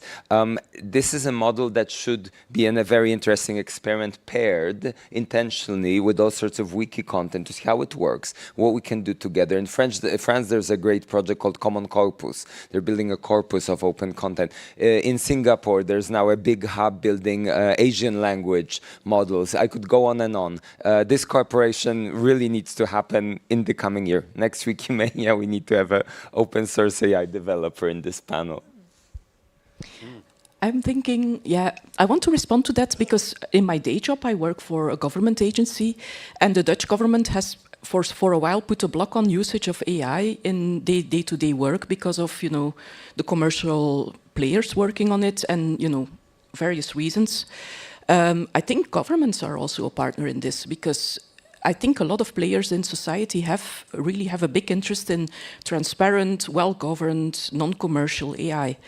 Do some of you see potential in other partners besides the one we have here in the room and partners you're talking with in your work? Yes? Yes, and it also ties into something that Yemin touched on, is that we are talking mostly about text content, but there's a huge potential in video content.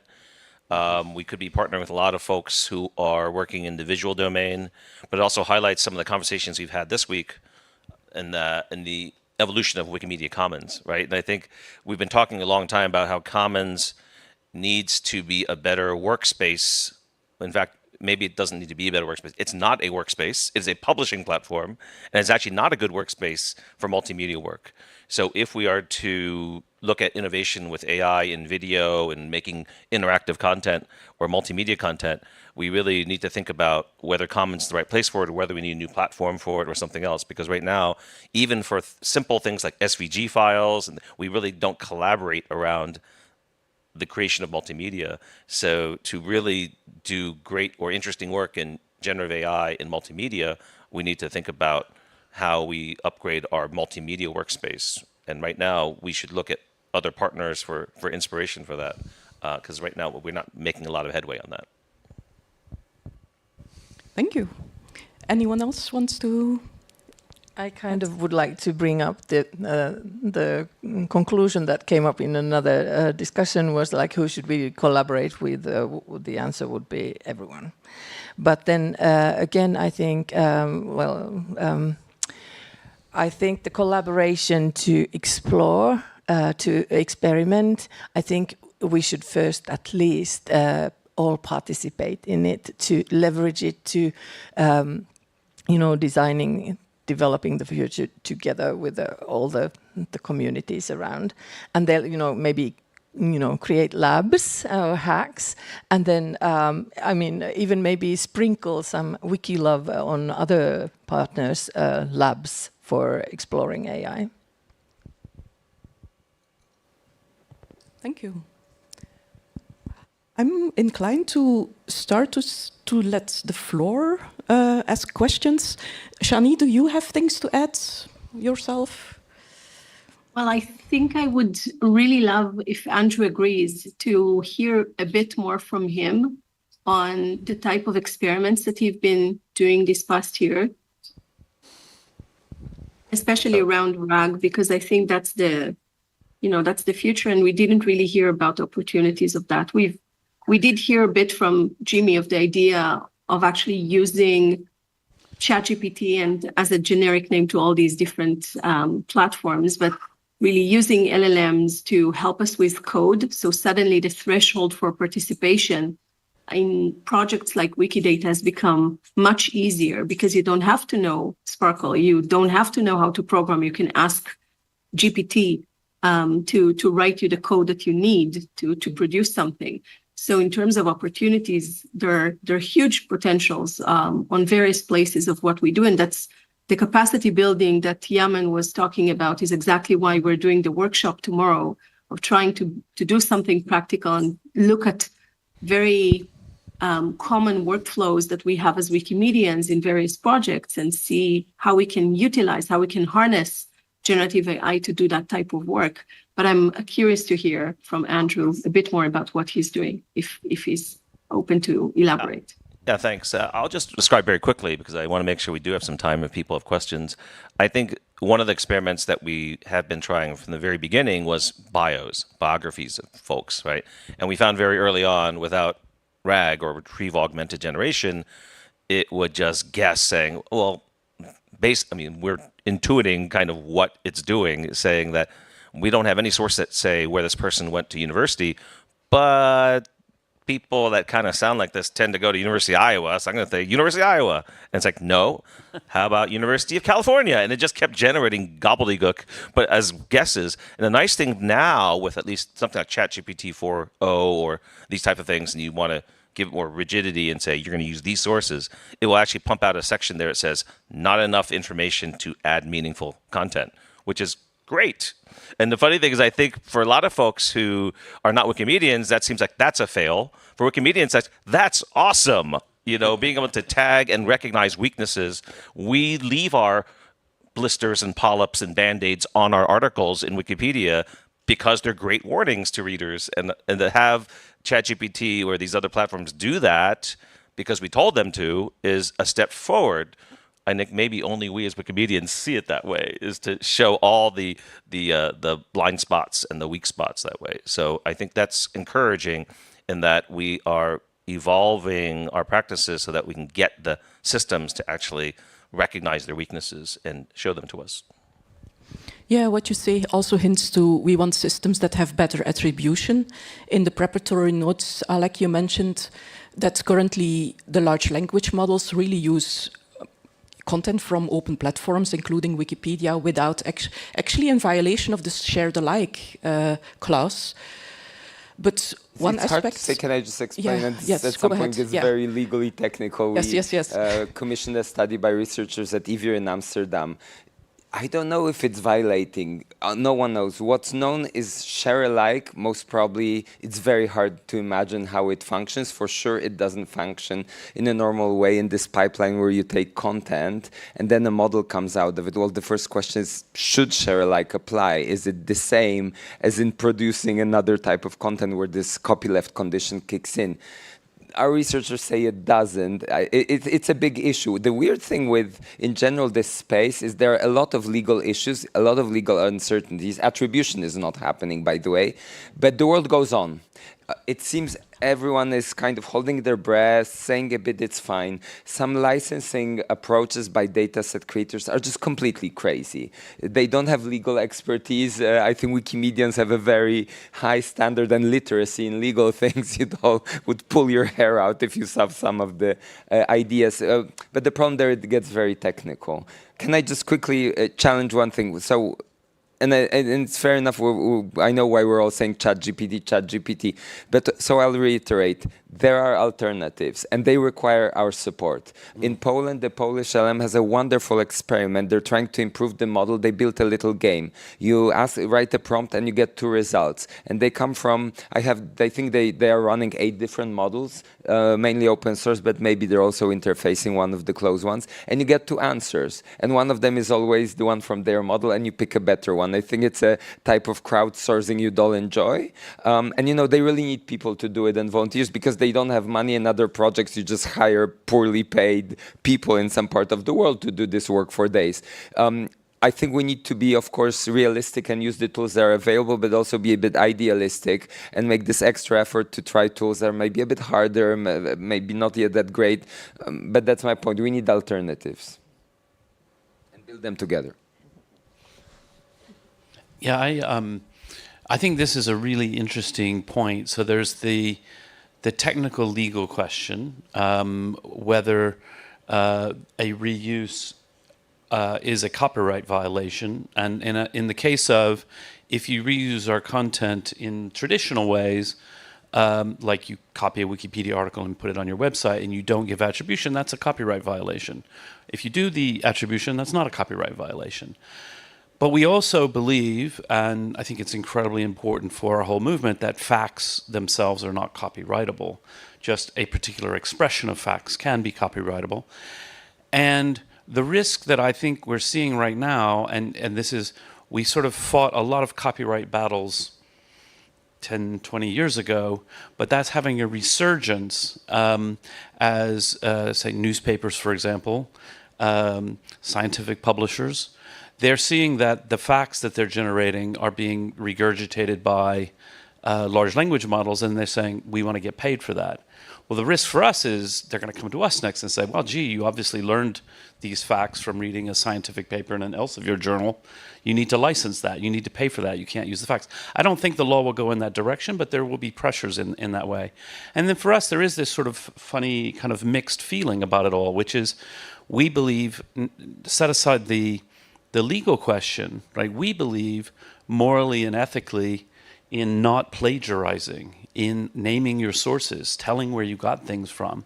And so while if some large language model is really heavily dependent on Wikipedia, maybe they legally don't need to say where they got it because they're just using facts, right? Morally, it's like, gosh, that seems a bit rude. You know, we worked on this, I mean, into the wee hours of the night, every night, and you won't even bother to say, oh, thank you to the Wikipedians. And so I think that piece of it is, it's really important to put that forward, to say, like, you really should sort of tell people that it came from us. Like, it's our gift to you, and the only thing we ask is that you recognize us. So please do that. Yay. Any questions, comments, additions from the audience? Please walk down and queue up in front of the mic. At least I don't think there's a microphone to be passed around. So, oh, great, 4 people. All right, go ahead. Good morning, I'm Christophe Henner, Wikimedian, and in my day job, I'm running an AI company for the last 5 years. And I'm used to be a bit provocative, so I'm gonna be again. I have a feeling that this panel could have happened 20 years ago at Encyclopedia Britannica, but about Open Encyclopedia. And my point is that my feeling is that we are right now addressing AI as a feature, as something that can be integrated in what we're doing, as something we can be using and leveraging, whereas from a perspective, it is a brand new world. So just much like Wikipedia was a brand new world to Encyclopedia back then. And so my struggle and concern here is that I understand why we're doing it that way. That's very, very human, and that's normal because we are the leaders, we are the big knowledge distribution in the world. But what I'm seeing and what I'm foreseeing is that in the next 5 to 10 years, knowledge consumption as itself, as it is going to be widely different. I know I am not the regular user right now, but I am not using Google anymore for knowledge acquisition. Like, I realized that in the last 2 months, 99% of my questions goes to a GPT. And I know it is hallucinating, and I know it can be wrong, but actually, I don't care. And that's something we have to be realized, is that our end user do not have the same expectations that we have. We are highly experts in knowledge consumption and so on, but as an end user, when I want to know when was JFK dead, if it's not the right date, actually I don't really care because it's for a discussion in a bar with friends and so on. And so my first thing is that I'm a bit concerned that we are not going into the discussion of changing who we are and how we propose content. And where there is a blessing also is that we can adapt the content to the people using it, which we don't do. Like, second question is, you mentioned open, not open. I feel like in the continuity of that, we have also to make a decision here as a movement, whether we want to rely only on open or not open, because if we want to rely on open, that means investing hundreds of millions in the next 10 years in that, because right now there is no single open model. every single LLM that is considered open right now, it is not. It is open in the algorithmic model. The dataset is not open. The vectors are not open. The inference system is not open. I mean, all of the engine of the model is not open. I'm leaving that there, and we can keep continuing with any time. Christophe, could you please say the questions, because I heard everything you said and I mostly agree, but I didn't understand your questions. So why are we talking about AI as a feature and not as a very highly, deeply transformative thing in the way knowledge is distributed and acquired by the end users?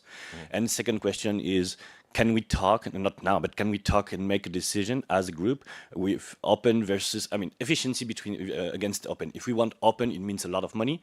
If we want to be doing that fast, it means using non-open resources. And so we cannot do fast, efficient, and open and cheap. That doesn't exist. There is a trade-off to be made. Thanks. Can I take the first part of that question and then give someone else the open part? So, Christophe, yes, we are absolutely at the Wikimedia Foundation thinking about AI as a transformative technology, not just a way of improving what we do today, although that is an important aspect of AI for sure. And you are not the representative user in the sense that other platforms have seen a massive decline in direct traffic to them due to AI tools, but Wikimedia projects have not yet. But I totally agree with you that there is a very strong possibility in the next 5 to 10 to however many years, we're going to see some major changes to how people consume information. And we need to be ready for that. Future Audiences, the team that I work on, is addressing that by really trying to get outside of our current way of thinking about how knowledge is shared and created, and doing things like going off platform, going out there into the world where people are consuming knowledge, where people are creating knowledge on other platforms, looking for opportunities to better share our free and open knowledge in new ways out there. And there are a lot of other kind of outside the box ways of thinking about how Wikimedia might show up in a future world where perhaps one day everyone is just talking to some AI agent that's in their brain or in their ear. I still think human knowledge has to continue to exist in those worlds, and we need to be really aggressively understanding how these trends are moving and really acting on them strategically. So yes, I agree with you totally, and that is my job. And also, if you want to talk more about practical ways that we can start to learn more and act on some of these strategies, come to my session Saturday afternoon. We'll be talking a lot more about that. So yeah, thank you. If I can speak to the second part, I think you're absolutely right. For us to do a purely open source, freely licensed, large language model AI system, just the cost of the NVIDIA chips alone would be enormous.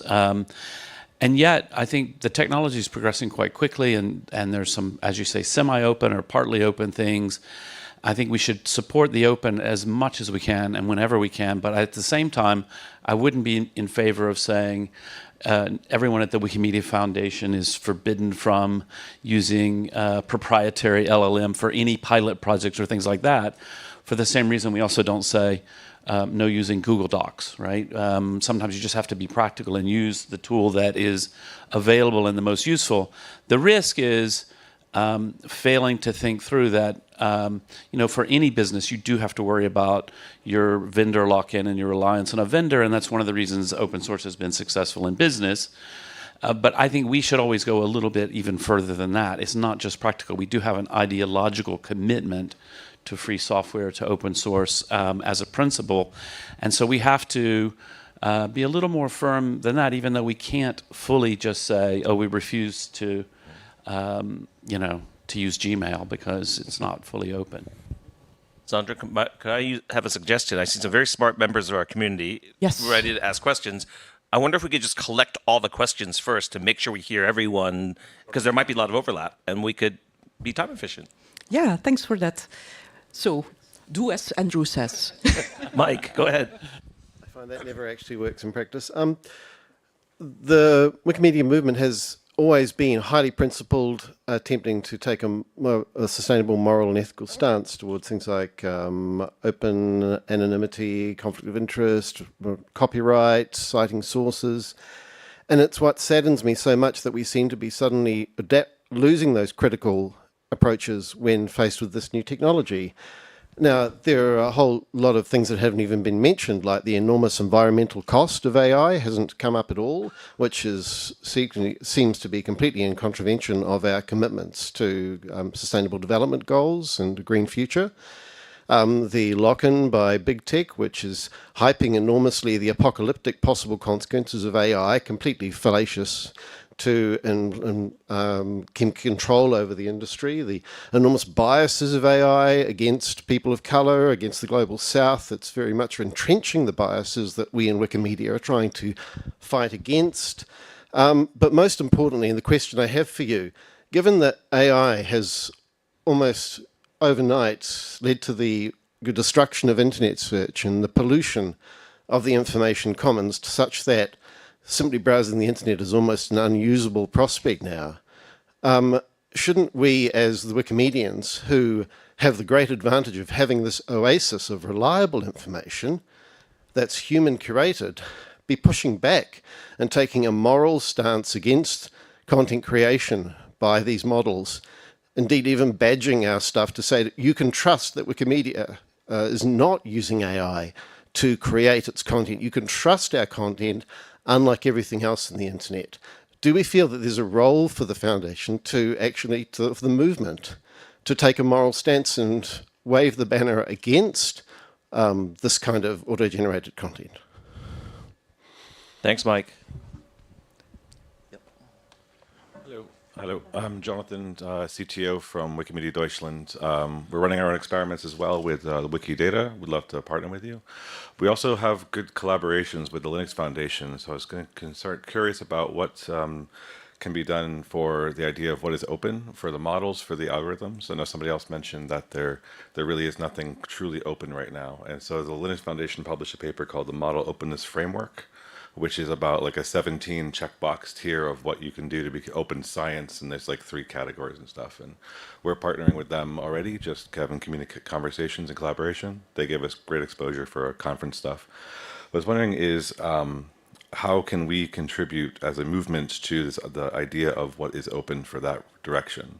And just as a completely other thing is, one of the things when I go to these conferences and the people it's open source AI development, the people are most fascinated with the scope of our cultural integration and our language. And I know that we personally say we always need more languages and more cultures, but compared to the norm, like we have great contribution with the non-EU and North America data options there, especially for language volume. So like that's for me my suggestion for what we could contribute. Thank you. Thank you. Yeah. John Samuel. I have a question. I feel the strength of our movement is diversity. And if we keep on using the large language model for generating content, I think after subsequent use of multiple uses, we will not have anything that's diverse. We will have same type of content everywhere. And the best example that we have seen in the recent discussion was delved, the use of the word delved in most of the text generated from the LLM. So that's one thing. So, but at the same time, I really like the use of RAG and for sourcing and also changing structured content to the, unstructured content to the structured content for the Wikidata style. So I don't know what should be the balance between between this use of, positive use of optimistic way of seeing things and the pessimistic where I feel that soon we'll see this model collapse because everything, what we stood for, as a movement, like for me, it's very important, the diversity part. And we will lose it if we start using it for generating content. And that's my major concern. Hi, everybody. James Alexander. In my real life at the moment, I focus on AI policy and enforcement for a very large tech company. So we'll ask the safety question of how we're thinking about trying to make sure AI stays safe and trying to, and making sure that even if we're not making the models, that is an enormous amount of the expense and cost and time between RAG and dynamic grounding and ensuring that there's a level of content moderation. All of the stories of content moderation being replaced by AI are bull. It at best helps you to resolve the problems that AI creates on the other side, and maybe not even that. And so where we're going, and then sort of somewhat connected to that, because they're overreacting to the safety question or just reacting. We talked a little bit about working with governments on the creation of more open models or language models and more narrow models, which is good. But they're also a big part of the fight against OpenAI. There's a lot of debate and fights about even attempting to ban, difficult per se, but or limit or significantly push back against that. Some of that because the closed models are pushing, and some of that and sort of encouraging that to a certain degree. But the sort of regulatory side of it, both for closed and open models, I think is really important, and a thing that we could be, even if we can't invest and make our own, would be really important if we actually want to see more open models and how we're going to go there. Also, it's not a new thing, in my opinion, that we're questioning about like what should be open, what should we be used closed. I know I've been debating for the entire sort of 20 years or so I've been in the movement about whether or not we should use Google or IRC or Slack or where those lines are and the different priorities of open. This is obviously a big piece of that, and it's now another sort of front of it, but it is the same debate about like where those priorities lie as a new technology. Thank you. Hi, my name is Lars. I'm just a normal editor from Switzerland, active since 20 years.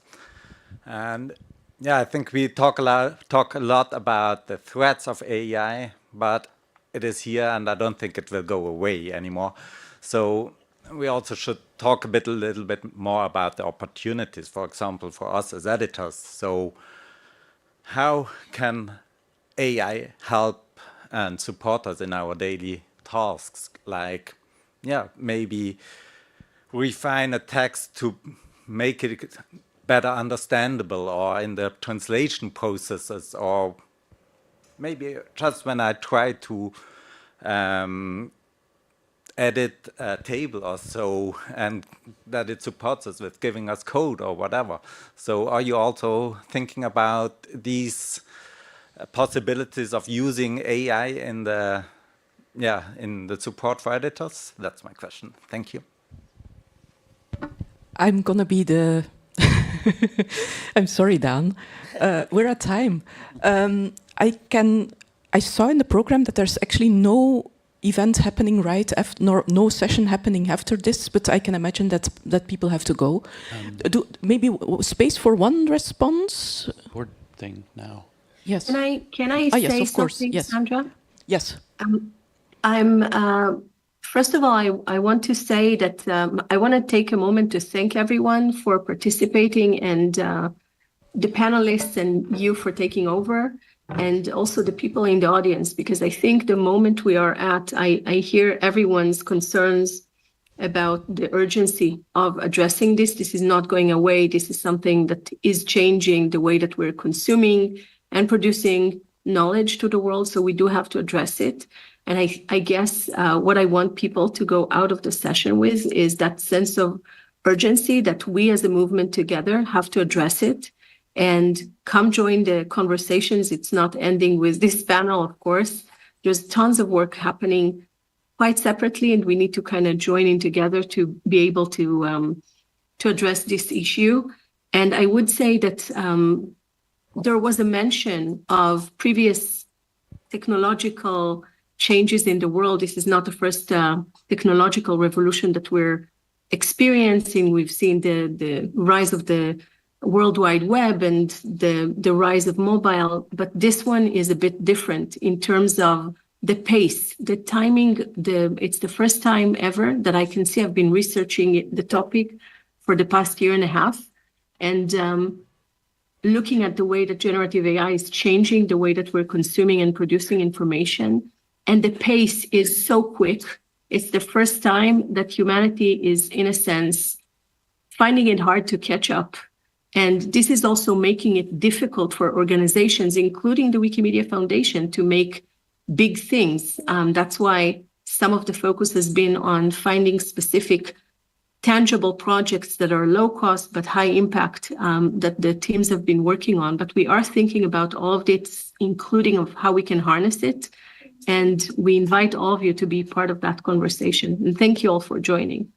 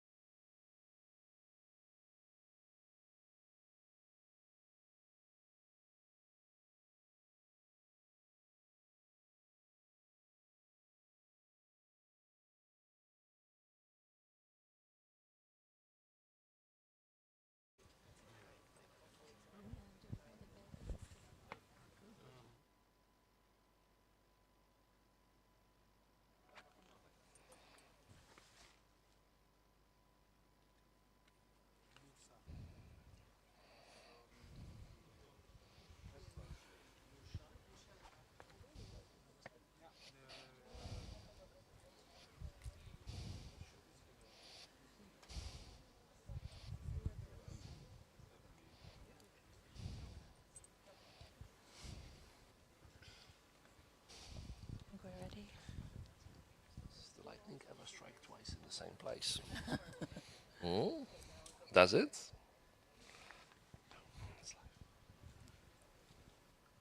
Ready? 50 seconds. Okay. On the dot, yes.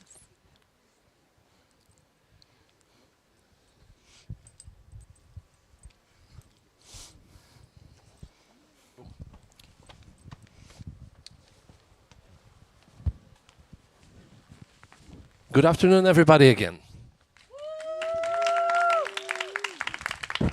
In some cultures, it's said that lightning never strikes twice in the same place. On Wikimania, it does. Lightning talks are striking again the day after they struck the first time. They're striking on the main stage of the auditorium again, and they're striking with the presence of Sherry Antawong. Thank you so much, fearless leader of the entire Wikimedia this year. Thank you so much, everyone. How many of you learned to say something in Polish that you didn't know before today? Oh, that's awesome. I'm learning a few words like tak, dziękuję. My name is Sherry Antwine. Some of you know me from AfriCrowd or Wiki Caribbean. This year is with the Lightning Talks at Wikimedia 2024. And you're in for a treat.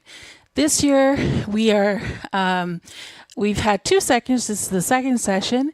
And this time around we have a special guest host, Andrew Lee. Could you please come up? Hola, hola.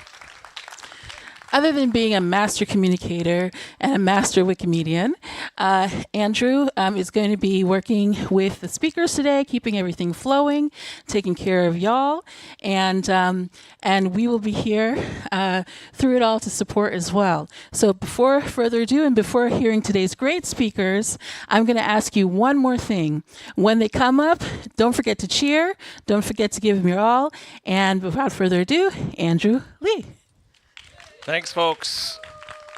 You know, you're not supposed to have favorites at Wikimania, but lightning talks are always my favorite part of Wikimania. It's 4.5 minutes of high signal information, and you get like 15 to 20 of them in one session, which is amazing, right? So I look forward to them all the time. So let's welcome Alex for the first lightning talk.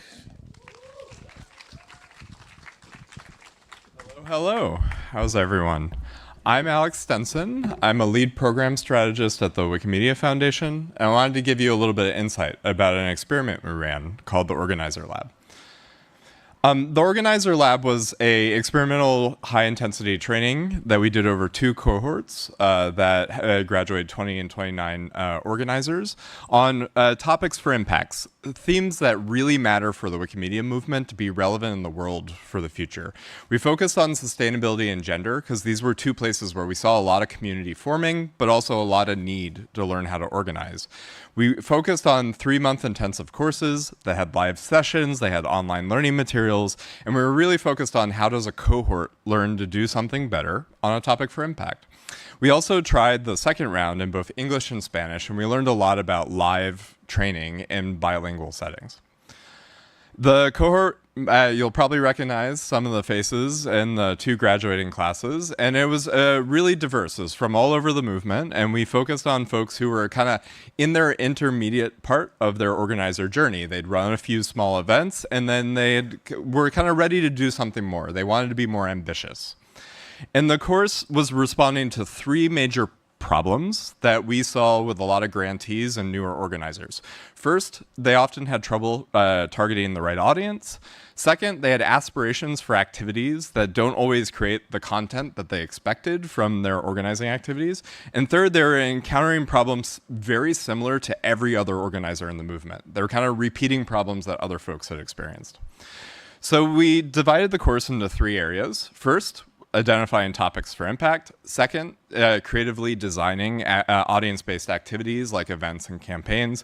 And third, making sure you actually work with the Wikimedia movement to make that possible.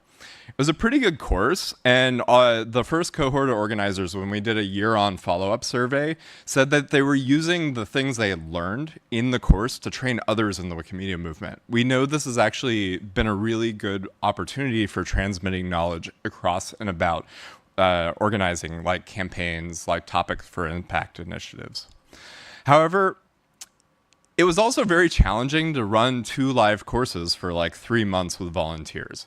It's time intensive, it's a lot of content, you have to be very motivated, and organizers always want to be able to share the things they're learning with other people in the movement. So they want to do something that's a little bit more open, that they can include others in. Also, just from a logistics perspective, a cohort-based training is great, but it's also very labor-intensive. And when you add translation and you add working with people all around the world, it adds a lot of logistics challenges.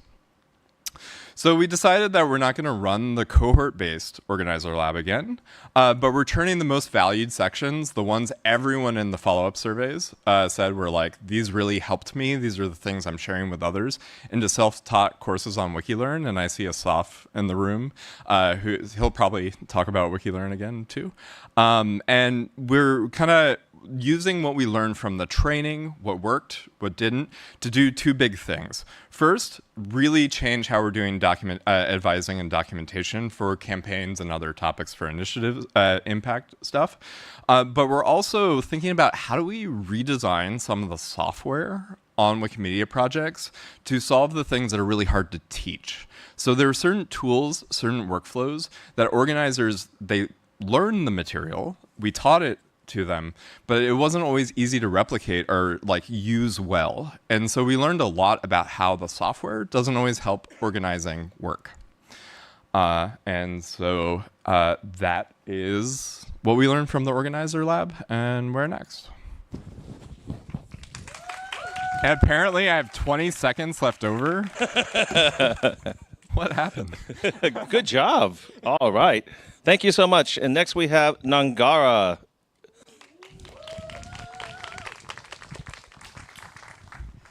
Thank you, Andrew.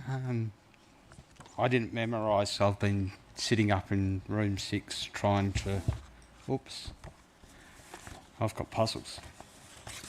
I've picked up the wrong pieces of paper. Hey, this is going to be fun.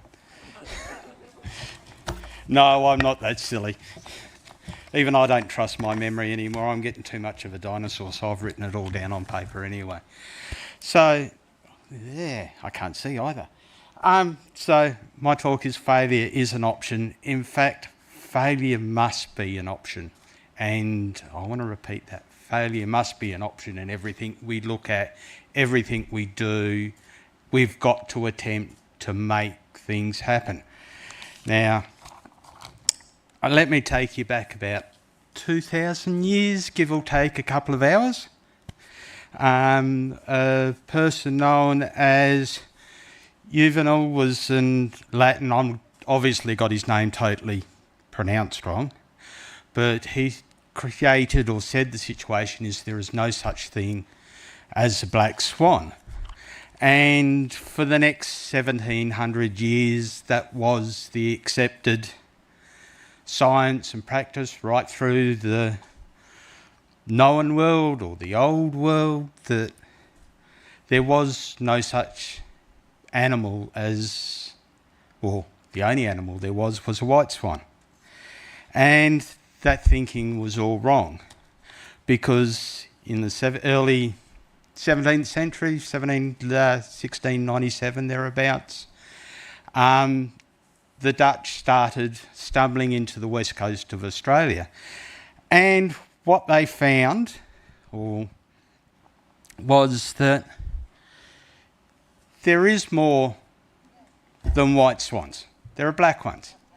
And that has been known for 40,000 years. So let me introduce you to Marley, because Marley wasn't called a swan for those up until then. He was only called a swan once the Europeans found him. So, yep, my notes are all over the place, don't worry. But what we knew was that Marley in the 1700s, or 1697 to be more precise, was what we call today a disruptor. Marley changed the way everybody thought and everybody did things, and considered that something else is possible and we don't know everything. So move along a couple of years, we'll skip through all the other things that have taken place. And then there was some bloke called Jimmy Wales comes along about, I think, 23 years ago now. And he created his own black swan, well, our black swan, which is Wikipedia. We've been going along ever since. But, you know, Jimmy wasn't quite there because there was a gentleman called Isaac Asimov back in the 1950s that wrote a trilogy called The Foundation. Sounds familiar, hey? Now, so why am I bringing this here today and why am I saying failure? Because even Asimov spoke of how, I've lost my note. No, of how they separated society into the encyclopedists and into everybody else. And, you know, you didn't touch these encyclopedists. But we know that black swans exist and we know that we want to disrupt, we want to create change. Now, we have done a fantastic job for most of our 23 years in creating change, but we've created something in the background that's not, they're not behind me at the moment, a thing called the Foundation. I'm not picking on them, they're great people, but there's a level of bureaucracy we've created. And as we go along, look, it's fading quickly. That bureaucracy is a white swan, and we need to change that back to a black swan. Thank you so much. All right.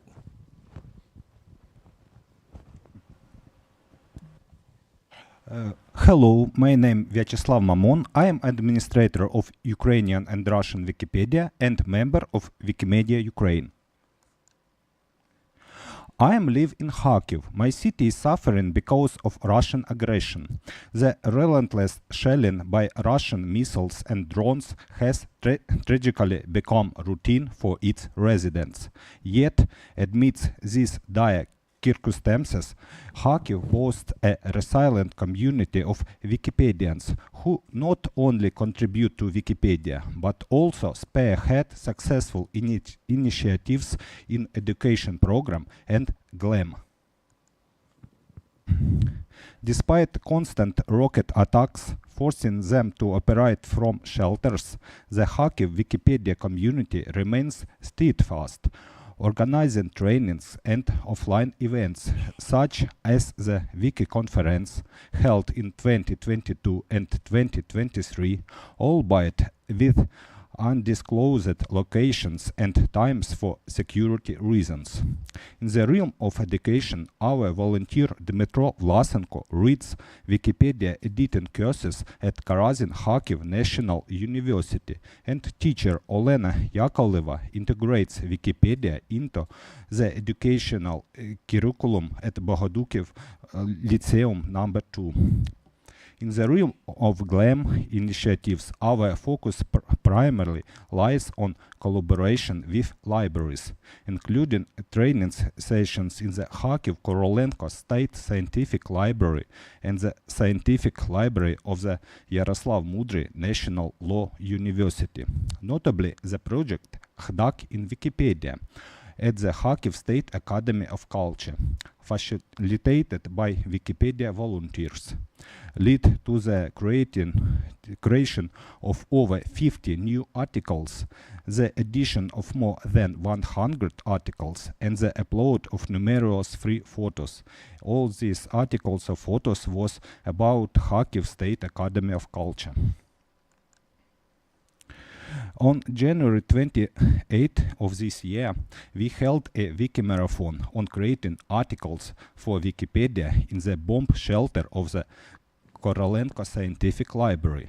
During the marathon, the Russians again bombarded the city with rockets. But instead of being scared, the participants of the marathon began to edit articles about Ukrainian culture and science with great zeal. That shows our unbreakable spirit. Yeah. It's not end, sorry. In the end of my report, I want to say about our community members who have been compelled to leave the Ukraine due to the conflict. This is Svetlana, Telehina, and Darina. Despite this displacement, they have conducted Wikipedia editing workshops in Norway and Poland for Ukrainian refugees. Sorry. Extending their knowledge and support beyond borders. Thank you, and support Ukraine.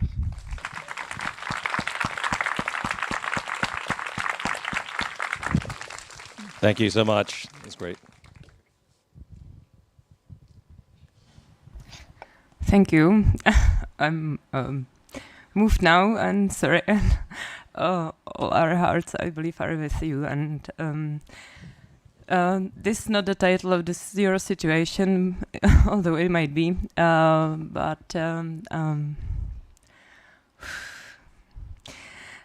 Dear Wiki friends and colleagues, my name is Klára Joklová. I'm Executive Director of Wikimedia Czech Republic, and I'm presenting something far less important, but life is full of extremes, right? So let's go.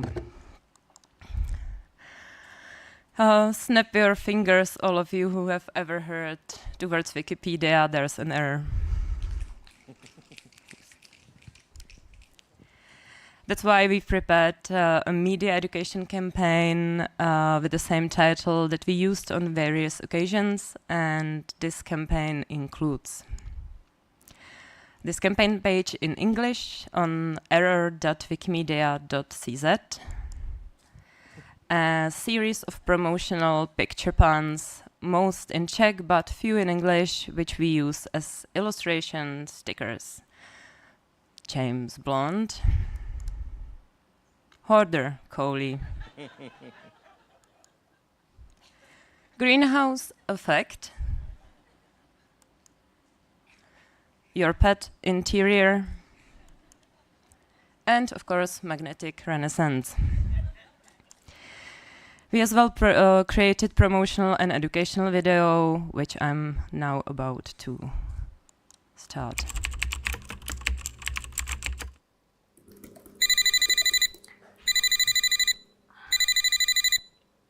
Wikimedia ČR u telefonu Natálie, jak vám mohu pomoci? Máte tam chybu v článku Svišť Tatranský. Máme tam chybu! Co se děje? Máme tam chybu. Máme tam chybu, pro boha. A kde? V článku Svišť Tatranský. No jo, ale já dělám nádraží, počkej, tak já řeknu podzemníkovi, ten dělá faunu.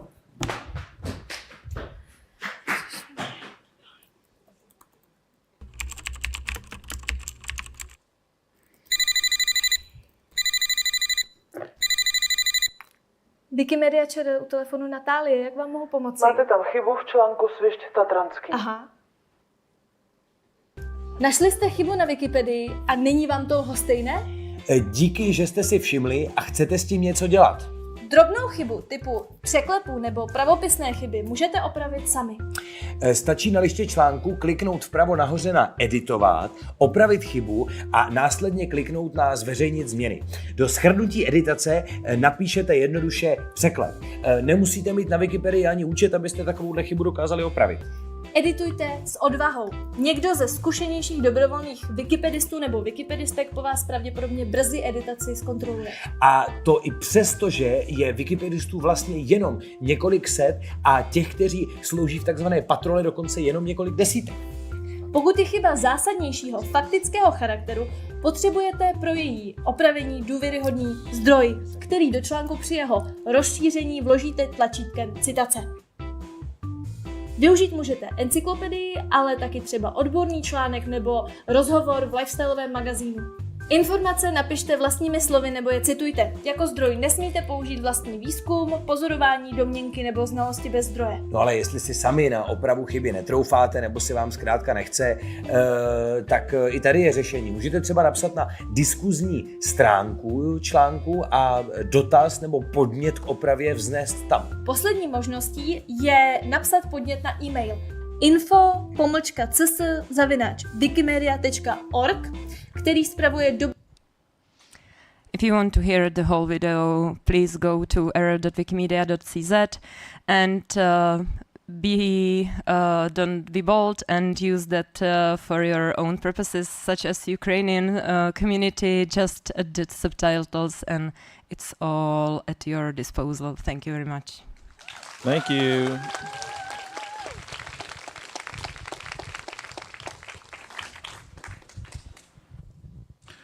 Hello, my name is Asaf. I work for the Wikimedia Foundation in the community development team, and I'm here to tell you about the learning platform you may not know you need.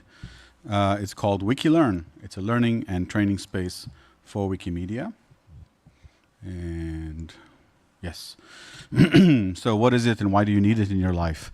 I suggest to you that an ideal learning platform is one that would have materials that are structured and up to date, that are available in multiple languages, where you can contribute materials and not just consume training.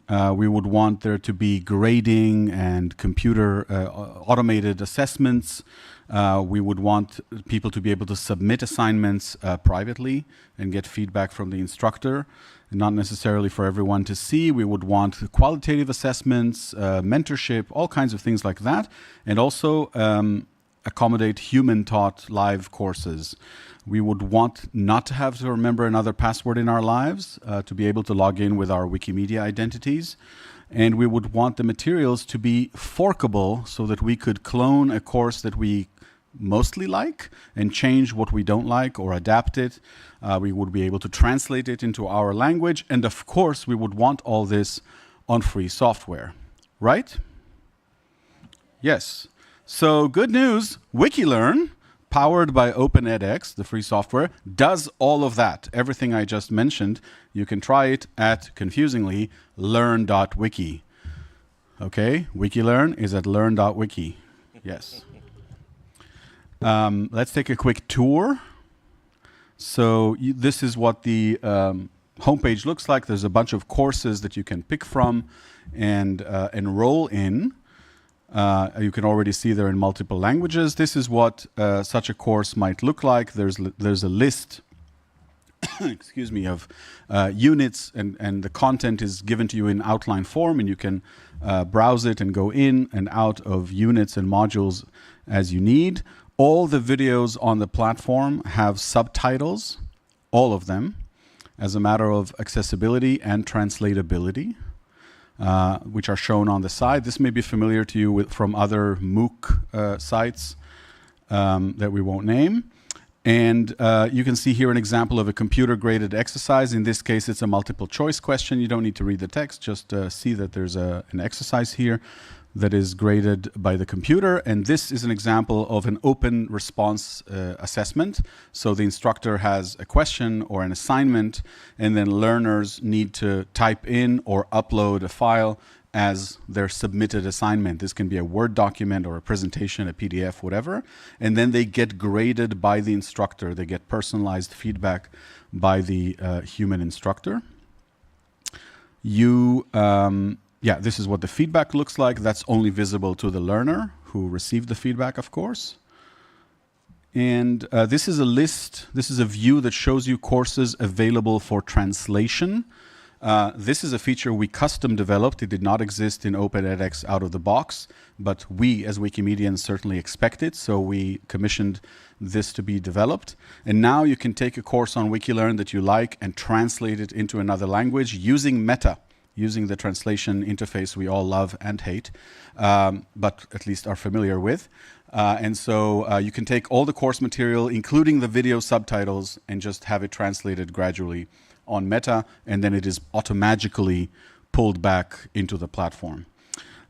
Looking ahead, we have a governance conversation ahead of us because we need to figure out how to govern this platform. We want volunteers to be involved. There are all kinds of questions on how to do it because it's not a wiki. So we will be having this conversation publicly with you all in the coming year. We need to figure out content policies, behavior policies, etc., before we can basically make this a truly open platform. For now, if you want to start hosting content, talk to me, write to my team. Thank you very much for your attention. Thank you, Asaf. Thank you.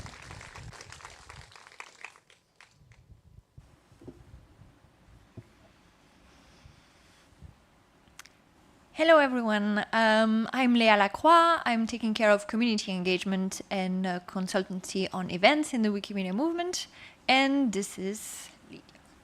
Hello everyone, I'm Lydia. I'm the portfolio lead for Wikidata at Wikimedia Deutschland.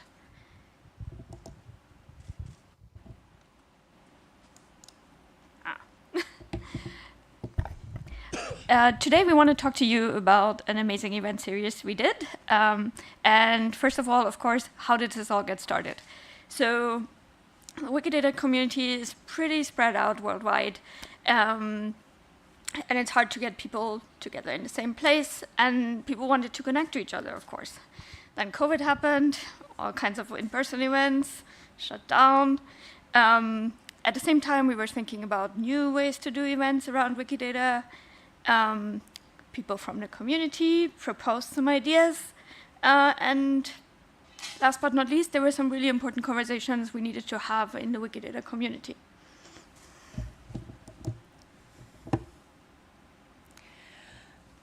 So, through 2021 and 2024, we run 7 different events that got between 20 and 80 participants. And you can see a few of the examples there. We had the data quality days, data reuse days, data modeling days, the leveling up days. Maybe you heard of some of them. And we had the occasion to experiment on different things related to the format. We changed the topics, of course. We changed the duration, the type of program, whether it was pre-selected or not, recorded or live, more or less spontaneous, the choice of tools, etc. Because we wanted to experiment on what would work best for the community. But one thing that we kept for sure was that it was relatively light to organize compared to a big on-site event, for example. And we really wanted to have this direct connection with our Wikidata community members through the event. So throughout doing all of this, we've learned quite a bit. So here's a speed run through some of it.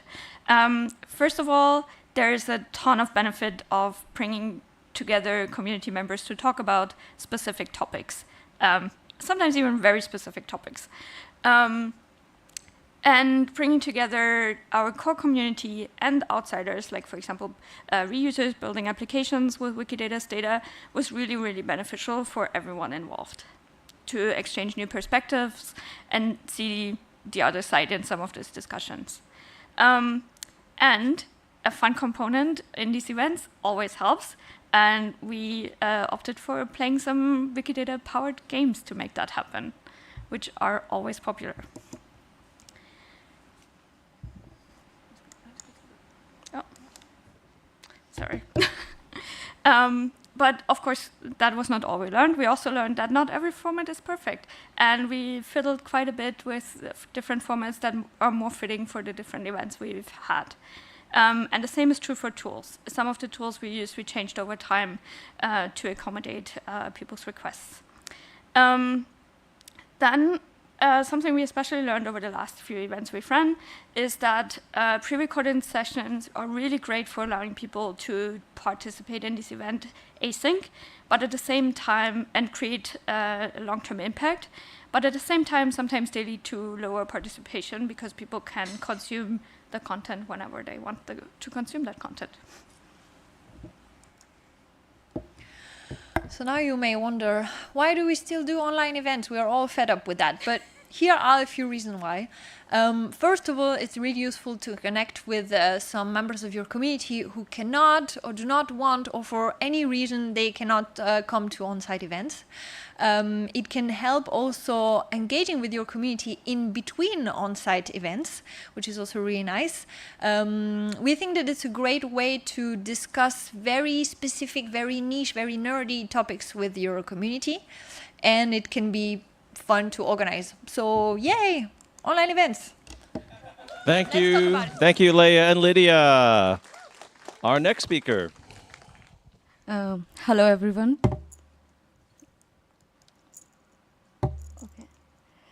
Hello everyone, myself Nitesh Gill. I'm from Punjab, India. I work with CIS A2K, means Center for Internet and Society Access to Knowledge.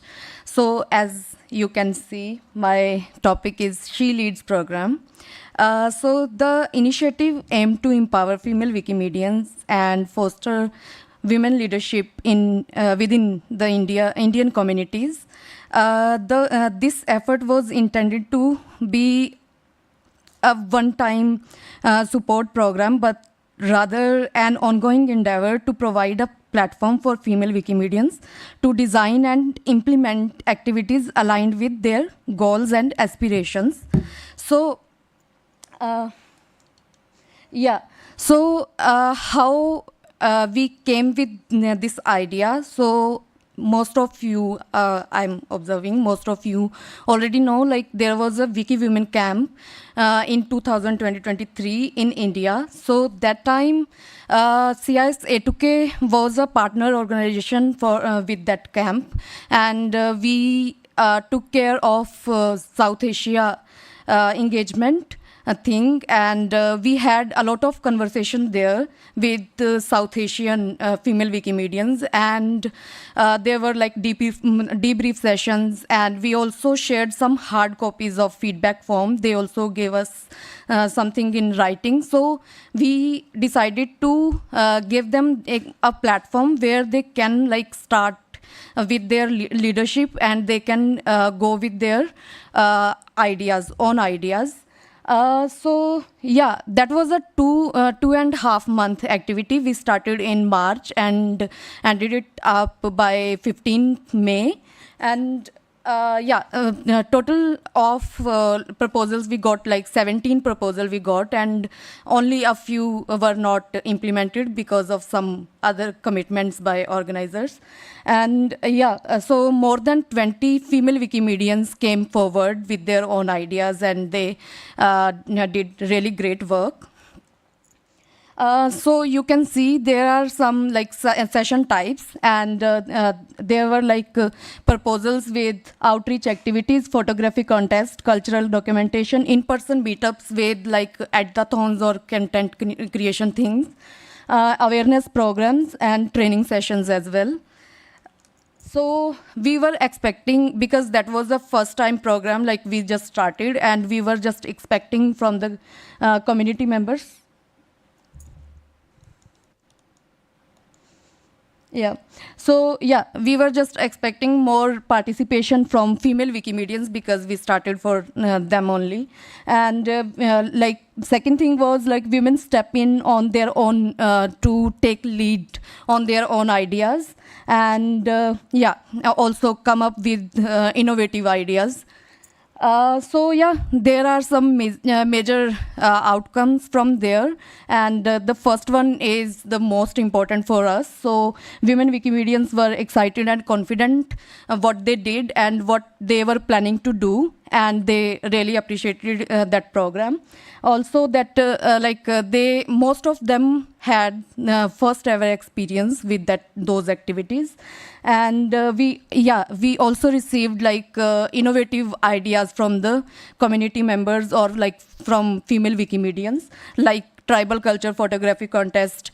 Also some exhibition was also proposed under the program, and we also got good participation from the community members as well, and community members also supported them really well. So yeah, here are the things, like right now we are under reflection phase. Then we are going to evaluate the work, and we are also planning in-person follow-up activity, and after that we will go with next program. So yeah, you can reach out to me here. Thank you so much. Thank you. Thank you so much, Nitesh. And our next speaker. Hi, I am Sam, and I'm here to give an update on the Wikipedia library from the Wikimedia Foundation. I'm a product manager working on moderator tools, but I still work on the library. Vipin was hoping to be here to present this, so I'm presenting for him. So if you're not aware, the Wikipedia Library is a project where you can get access to a whole bunch of paywalled research materials, reliable sources, the kind of things that you would usually need to go to a library to access or pay yourself some kind of yearly subscription. If you're an active editor and you've crossed some requirements, some criteria for access, you can head to that link and start accessing that material right away and using it on Wikipedia. So I said I'm going to give an update on kind of what we've been doing in the last 12 months in terms of partnerships. We have expanded the library to include content from Der Standard, Leuven University Press, JAMA, Bristol University Press, Duncker and Humblot, IEEE, the Central European University Press, Harrods, ACM, British Online Archives, L'Informe, and Morsiebeck. Really quite a lot of content has been added to the library in the last year. Some of these have been very long running. Thanks. ACM and IEEE especially have been kind of top of our priority list for a very long time, so very pleased they've been added. In the next 12 months, we want to continue adding new material to the library, expanding the collections that are available.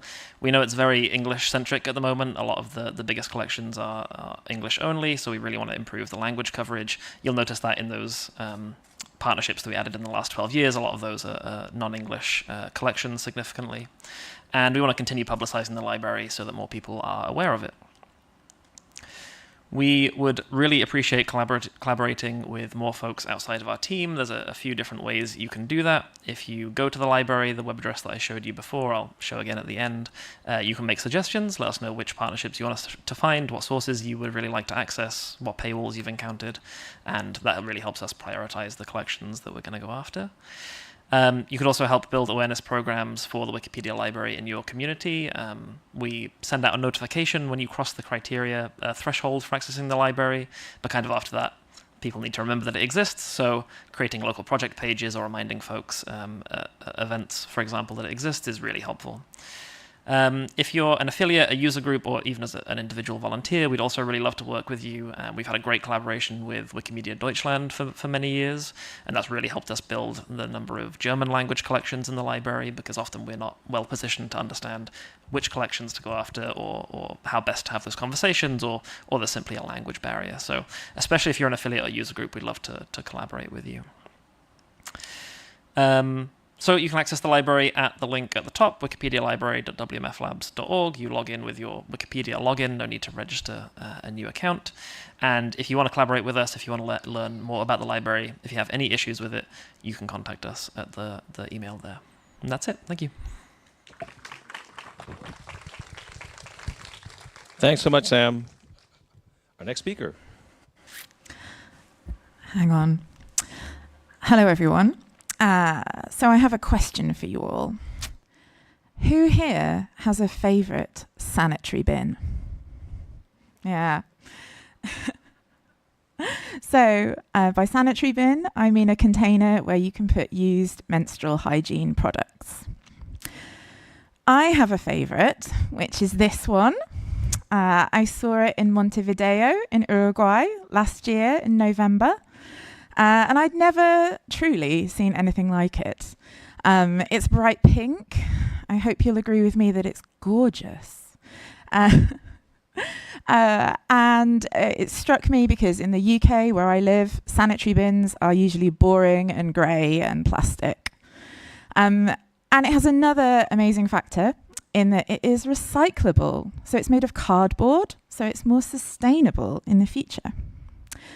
So like a good Wikimedian, I took a photograph and I uploaded it to Commons.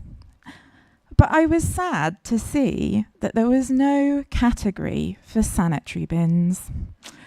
Oh no. And nor could I find a Wikidata item. This made me very sad.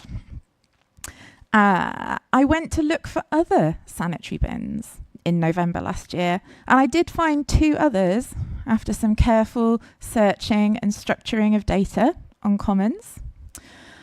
But as I looked about what was in the bathrooms that were on Commons, I was struck by the fact that there were 2 sanitary bins, but 200 condom machines.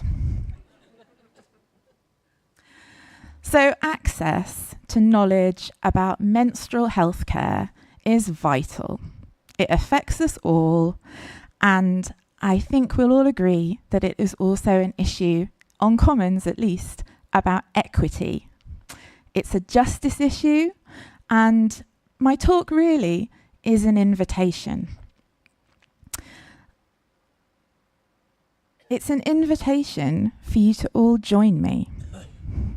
I've been photographing sanitary bins, and now Commons is heavily loaded with menstrual hygiene practices from the UK. Which is wonderful, there is more content there, but we are a global community, and access to knowledge about products and use and disposal is vital.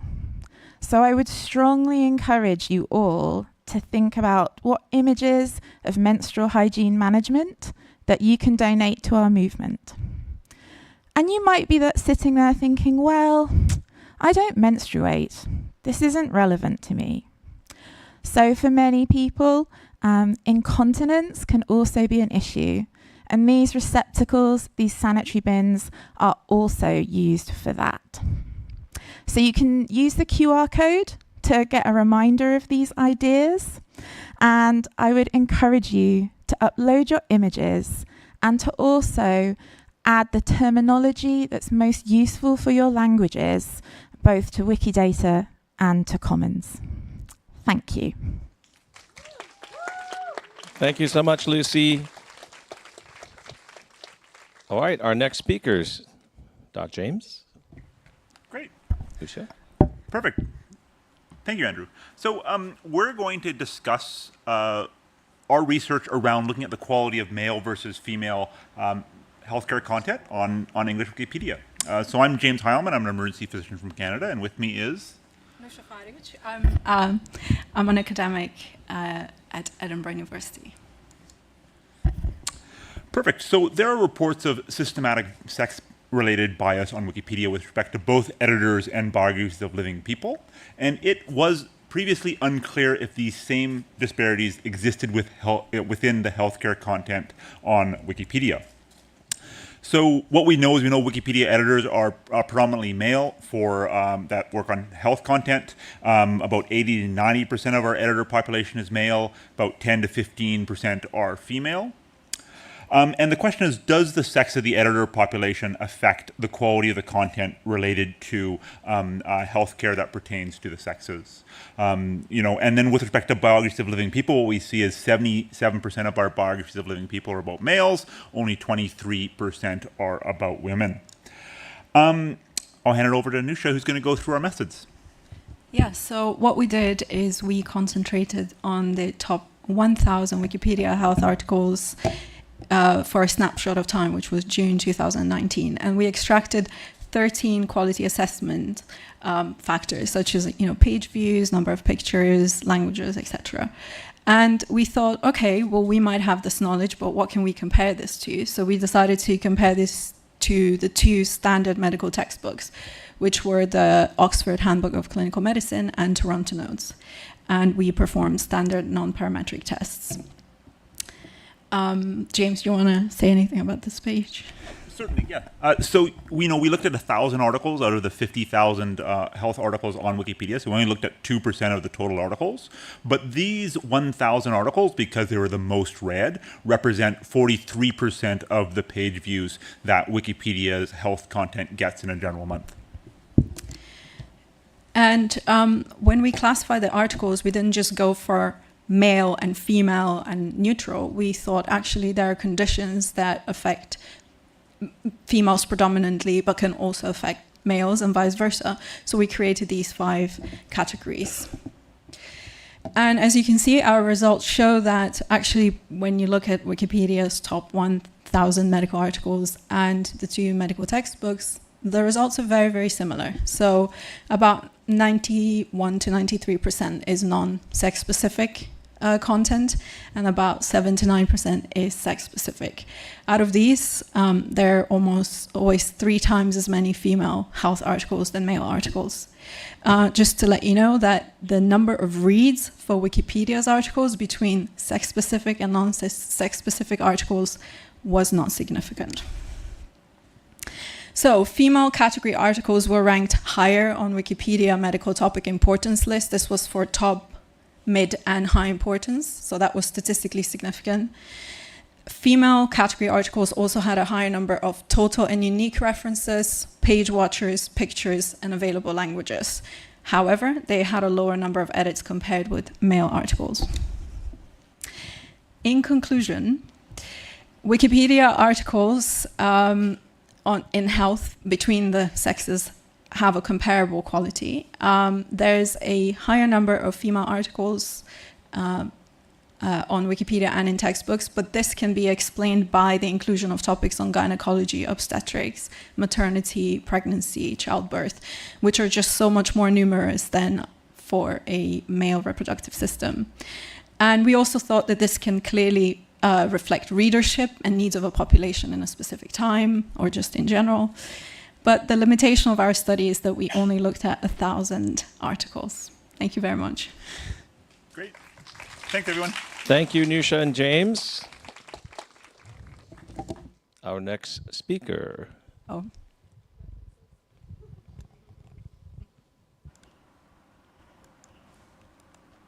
Hello, everyone. I'm Joy Japon, and I'm stepping in for my colleagues, Stella Sesi-Agbole, Daniel Martin, who is our interpreter and signer, and also for Eugene. So I'm from Ghana originally, but I'm currently living in the Czech Republic, and we'll be running this project called Wiki for Inclusion, which kind of like stems from the Sustainable Development Goals, which looks at more of having education and including everybody. Because as we all know, we are here because we are contributing to the Wikimedia products and projects, and we're doing this because it's important to have the sum of knowledge to everybody.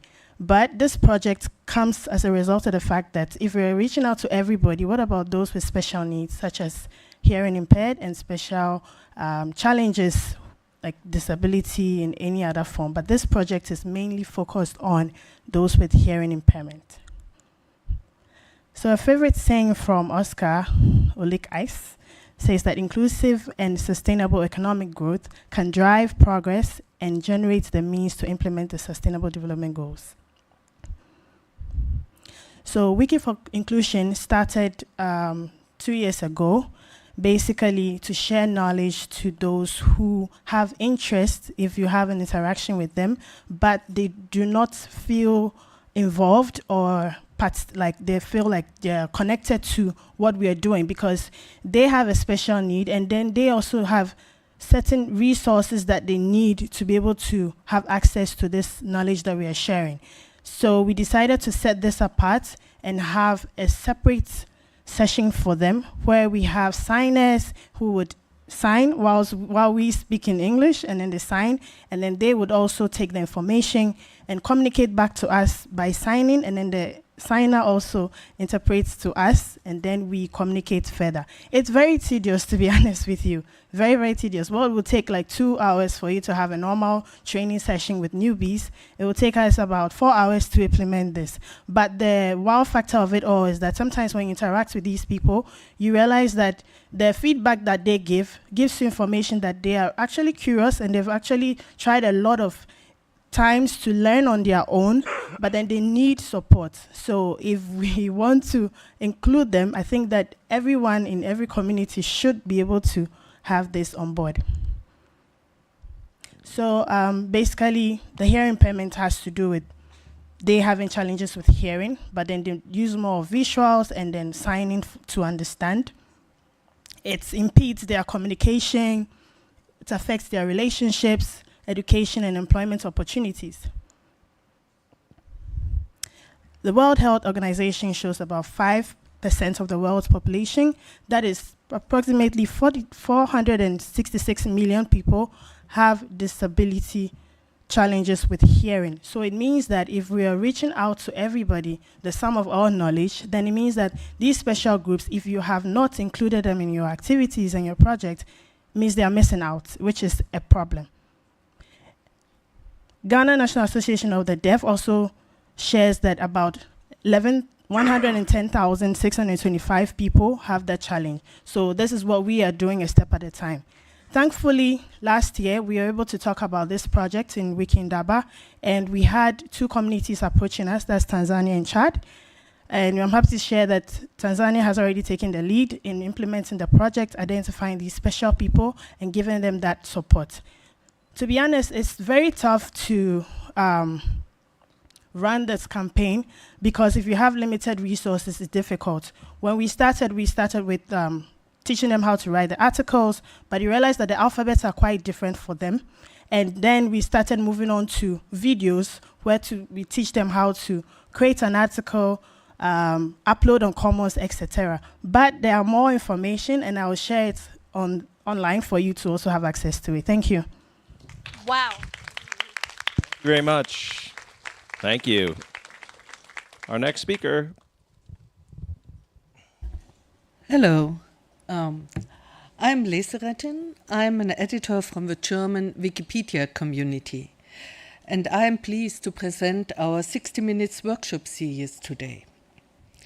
The series is a product by the Corona crisis. In 2020, we couldn't meet in person anymore. But to switch to online, you need a topic. So we said, let's talk about the gender gap in Wikipedia. The first event was so successful that we said, let's do it again. And so our online workshop series was born.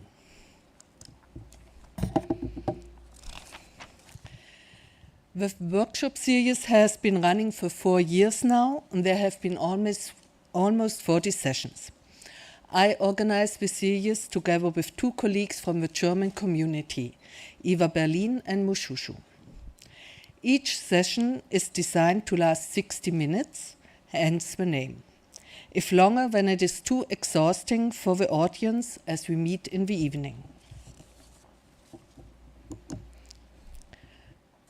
The special thing about our workshop series is that it is provided by Wikipedia volunteers for Wikipedia volunteers. The input is in general provided by someone from the community. There are many people in the community who have a great deal of expertise and awareness on the individual topics. Furthermore, Wikipedians are well acquainted with the processes and rules and the resulting challenges. Usually, between 15 and 30 people participate. The composition changes, but we have a core audience too. The discussion is really, really important. Therefore, the input should remain brief and as much time as possible is given to the exchange between the participants.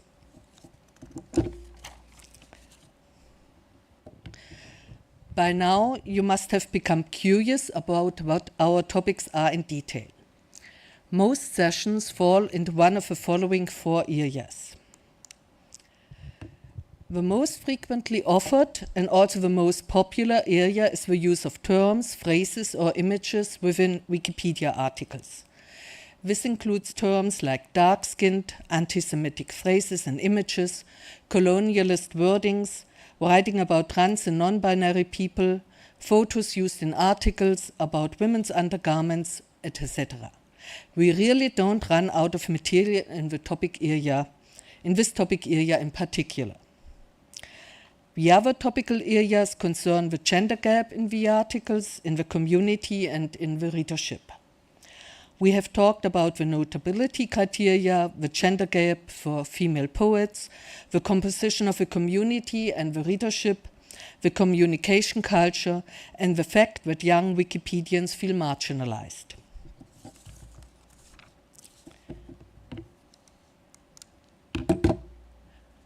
And what do we get out of it? The overarching goal is to broaden the existing knowledge in the Wikipedia community. In listening to the various issues and concerns, I at least have learned that we all still have gaps and that the solutions are not that simple. We have the opportunity to discuss the topics face to face, which has many advantages over poorly written discussions. We get to know each other and we network. We get to know people with similar interests, but also people who have a different point of view. Overall, our workshop series has given the topic of gender and diversity in Wikipedia a place in the German Wikipedia community. By now, in meta-discussions, reference is made to our workshop series, and we are also asked to offer sessions on certain topics. This, of course, motivates us to continue along this path. If you speak German, visit one of our sessions. If not, feel free to copy us in your language. Thank you for your attention. Thank you very much, Liz Retten. Our next speaker. Hi, everyone. My name is Lucas. I am the Senior Social Media Specialist at the Wikimedia Foundation, and I am here today representing the team behind the Wikiminute videos, a new video series that explains elements of the Wikimedia movement. Let's watch one. Do you have a Wikiminute to learn who is in charge of content on Wikipedia? This might surprise you, but Wikipedia has no paid writers on staff.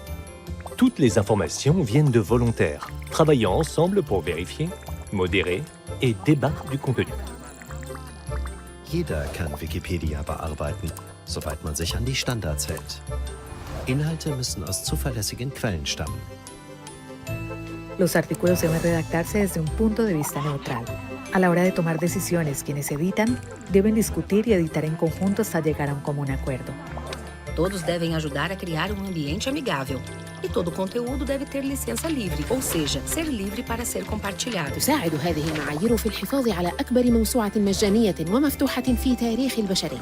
And this is who is in charge of content on Wikipedia in only a minute. Cool. I'm glad you liked it. We just watched a mixed language version of one of the many videos we have available. The Wikimedia Foundation created this Wikiminute videos to reach external audiences who aren't quite sure about who or what Wikimedia is or how it works. The videos explain basic concepts about Wikipedia. The videos explain basic concepts about Wikipedia, the foundation, and our movement in just 1 minute. There are 13 videos that have been translated into 5 other languages. Each video has 3 aspect ratios that fit on every social media platform. Counting all aspects, all languages, and all videos, we have 234 videos total.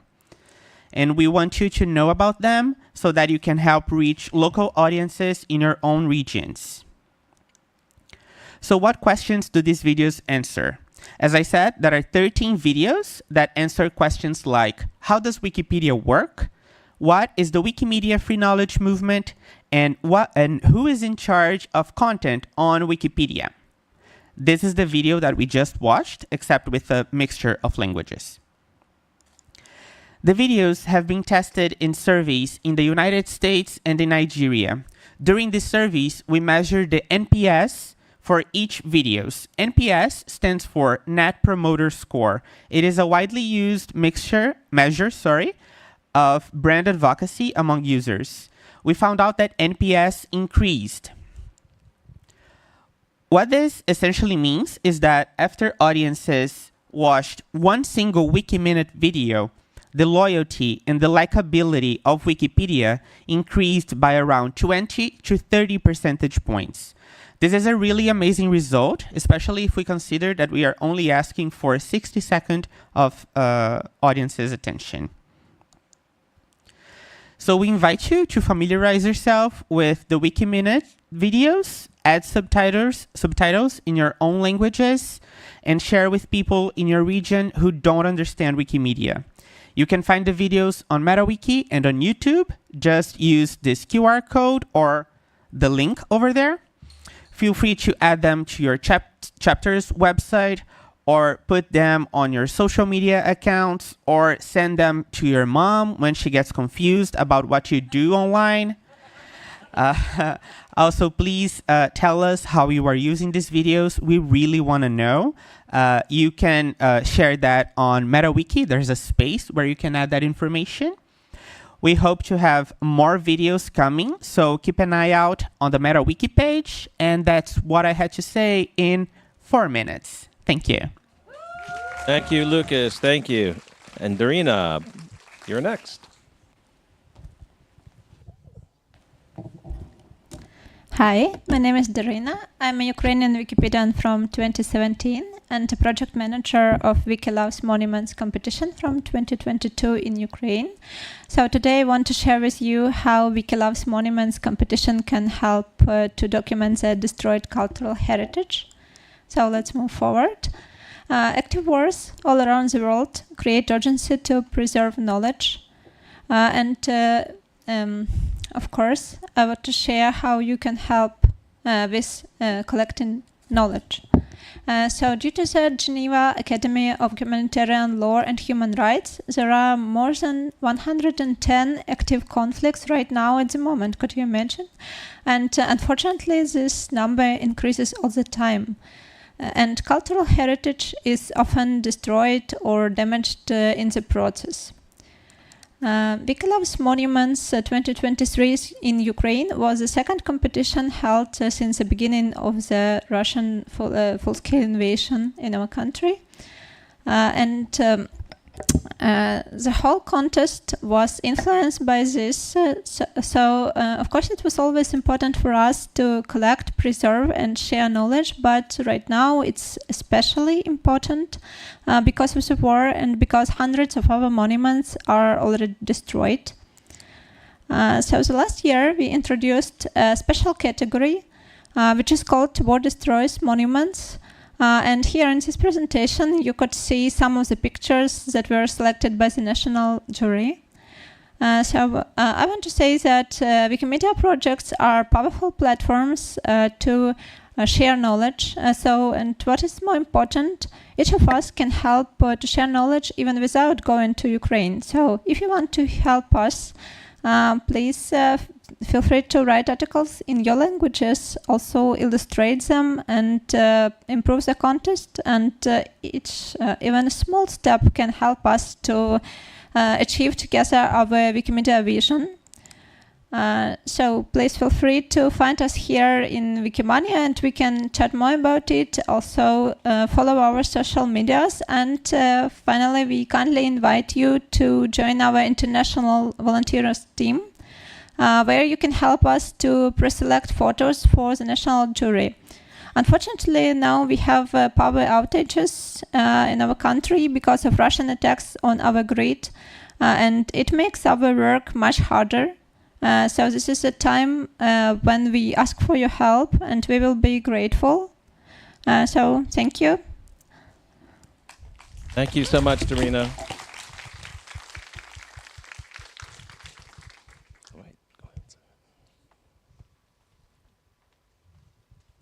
And our next speakers. Hello and welcome everybody to the last presentation now. We will present to you the web app Glamorous Europe, dating the glams of your neighbors. This is Gerd, I am Anne, and together we are the founders of the company Digitalwarenkombinat. We, with the Digitalwarenkombinat, want to help GLAM institutions to develop digital projects with their digitized objects and collections. In our projects, usually we focus on open source software and sustainable software.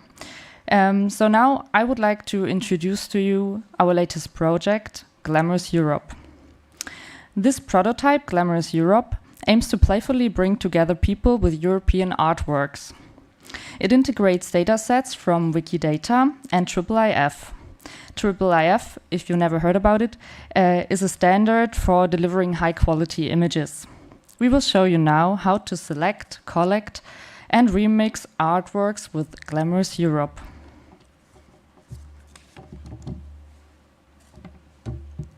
When starting Glamorous Europe, the application presents to you a variety of European artworks from different GLAM institutions. You then, in a Tinder-like swipe approach, either like or dislike the artwork. To show you all of the artworks, we are querying the Wikidata API with GraphQL. As this is our first project with Wikidata, we had quite some challenges with finding proper queries for our needs. So for the future, we would like to improve our query, and also we would like to implement a recommendation system aiming to show artworks based on the user's interests. All artworks you liked are then stored in your collection. You can view them and you can select details from every favorite artwork. Thanks to the IIIF image viewer that was already mentioned, we can provide a deep zoom feature which allows you to select even tiny details out of the objects.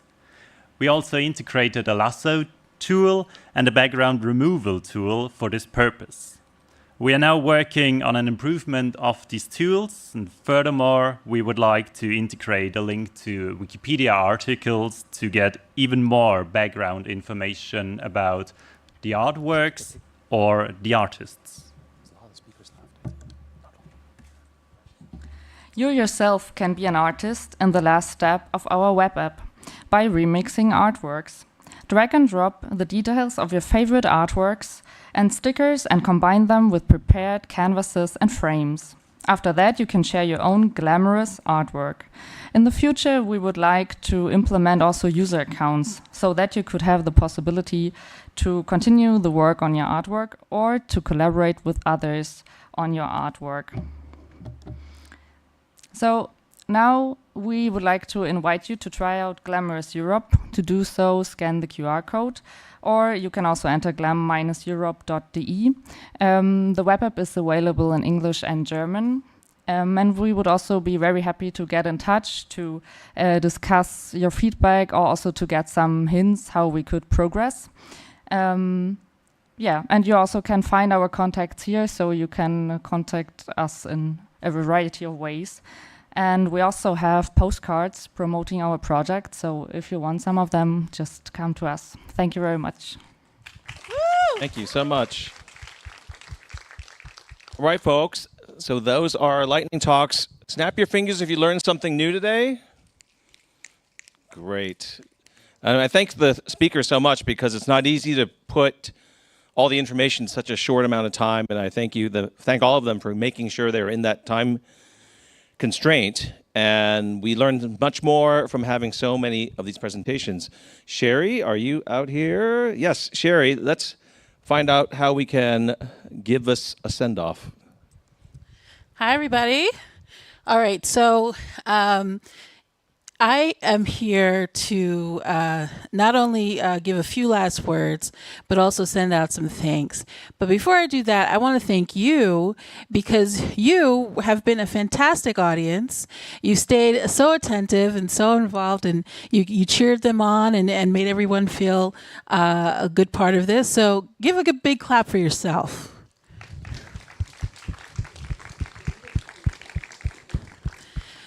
So I've been the Lightning Talks lead for this, but this couldn't have happened without some very important and crucial people. Elena Lapin and Rashid, sorry, I forgot your last name. Shah, I'm sorry.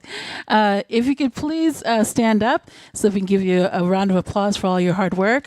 Woo!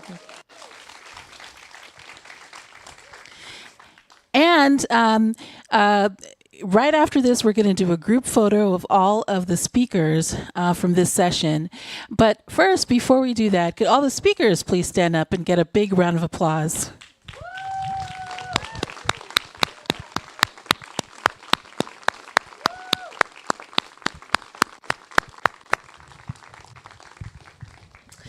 And I did want to ask one thing, since everyone did so well and you have just a little itty bitty of time.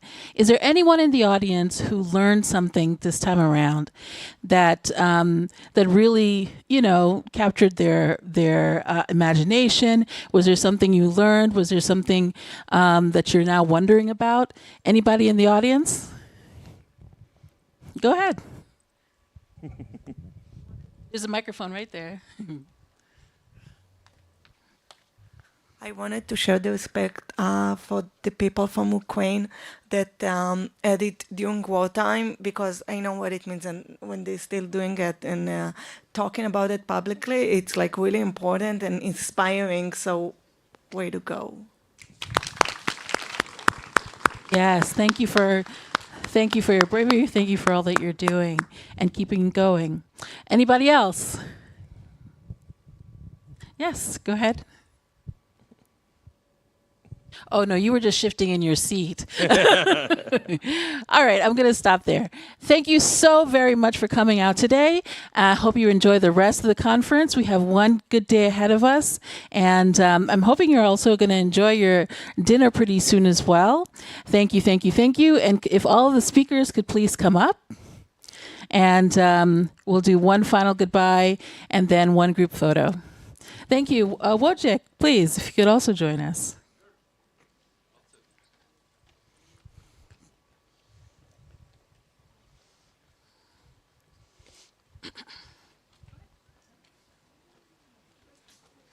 Oh, I love that black swan. Oh, yes, yes. Oh. Oh, do anybody in the audience want to be part of this too? Okay. If we could all come like we did before, I think we have to come like here.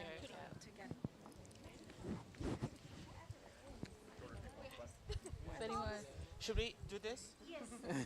Can we do this? Go down. Yeah. You want to hold it? Okay. Wojciech, do you want to come to the front? Yeah. You're good? Elena? Okay, good.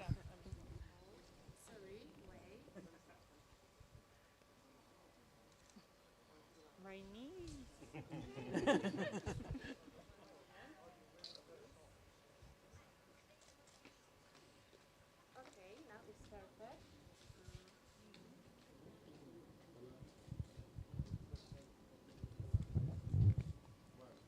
All right, everyone. Throw your hands up and say Wiki. Wiki! One, 2, 3, Wiki! Woo! 1, 2, 3, Wiki!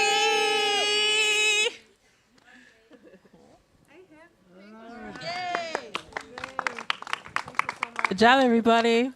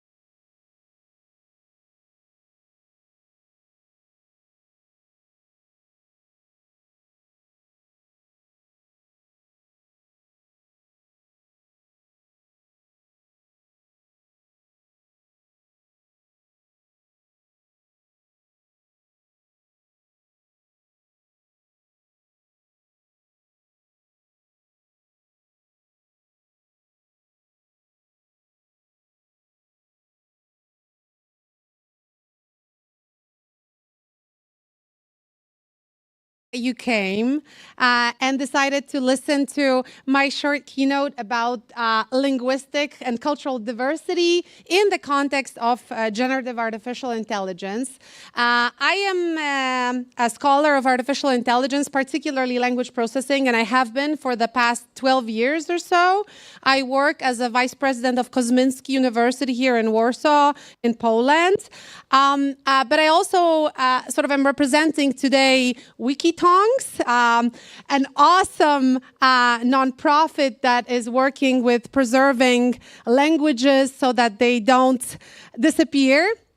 And I'll mention them in a second, and Campus AI, a platform that is based on generative artificial intelligence and teaches about how to use generative artificial intelligence in a very personalized way. And I'll mention that in a second as well. So listen, obviously, the concepts of cultural diversity, linguistic diversity are very, I would say, loaded and very complex. And in that sense, we could spend hours and hours talking about them. I think we can safely assume that cultural diversity would be a situation where we have many groups within the society that have their own traditions and perspectives. And linguistic diversity, respectively, would mean a situation where on a certain region or a territory or within a certain community or society, you also have many different groups with different forms of expression and different patterns of communication. And so I think the question today, in this boom of generative artificial intelligence that we all observe and have observed since 2022, the question is really, is that a helpful technology if you think about our goals as being those to kind of enhance cultural and linguistic diversity? And I think we have no easy answers here. Since I am an AI scholar, I'm going to focus mostly really on artificial intelligence here. And I'm going to try and find perhaps interesting examples of how AI can be beneficial for these goals. And, perhaps also some limitations to this technology being actually a powerful accelerator of diversity per se. Many questions, maybe less answers, but hopefully you will maybe come up with some answers together. So AI has been out there for a while. Many of you know. It's a technology that's been developing quite steadily for many decades already, since the 40s of the previous century. It has not always been such a hype technology. There were periods in the 70s and 80s of the previous century where actually nobody really believed in artificial intelligence. We call them AI winters, where actually, there was lack of funding for AI, which I think is inconceivable today, but nobody was interested in this technology. There were just a couple of people still trying to pursue it somehow, persuading themselves it would somehow end up well. And then, also what is quite interesting, and I often tell it to my students, those periods of winters were very fruitful because during times of scarcity, sometimes people come up with many interesting ideas. And the first AI winter brought to us expert systems, so the first really interesting algorithms in the AI space that were really solving problems. And then the other winter brought a breakthrough in robotics and brought us embodied robotics. And today we have Boston Dynamics and all the other systems that are really founded on the principles that were established in the 80s during the second AI winter, right? So the history, short but complex history of artificial intelligence is quite rich. We could think, perhaps and ponder, where is it that we are today, right? Are we in the period of artificial intelligence summer, right? Are we still in the spring?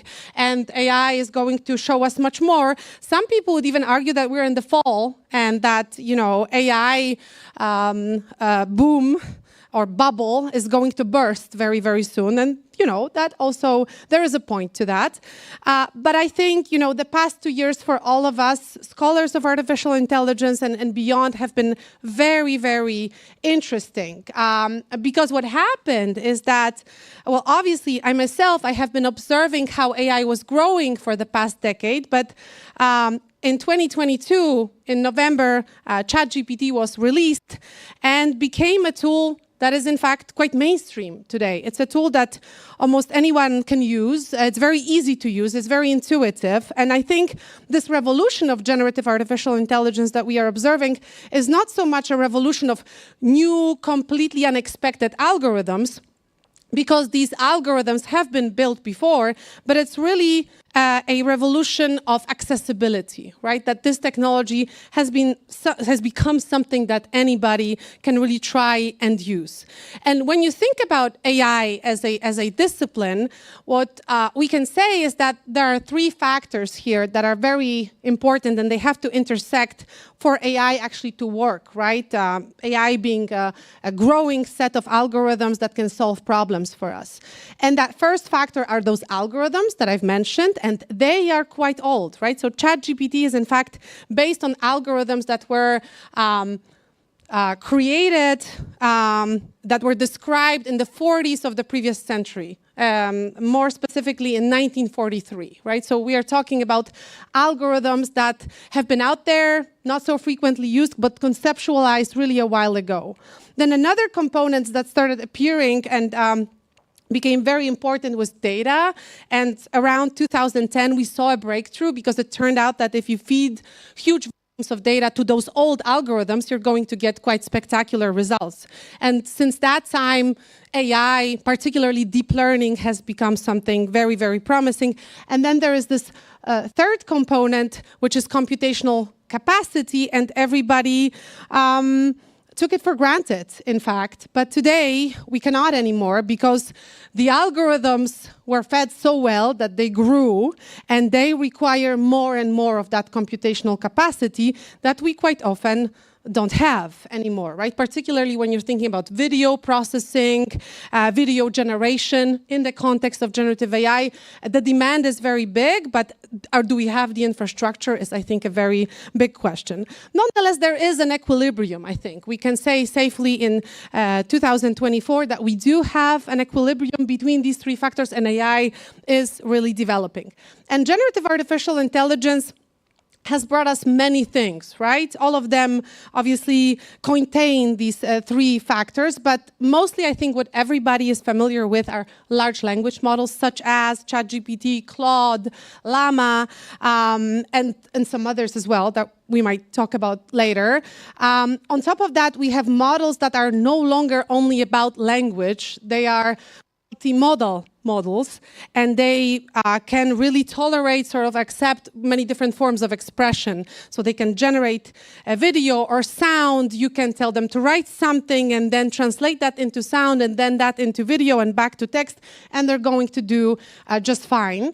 You have large action models, so all assistants and agents that are going to specialize in something that will be based on large language models, but somewhat different from them, right? So an AI agent can really specialize in a particular domain of knowledge, right? And it's going to use large language models, but also many different other things like plugins, and it's going to do very specific things for you.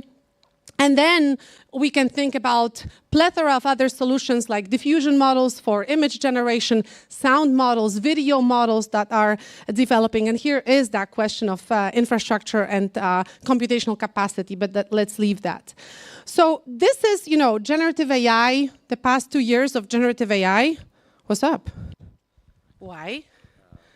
Just like that. All right. Is that better? I love the enthusiasm, the first row, yeah.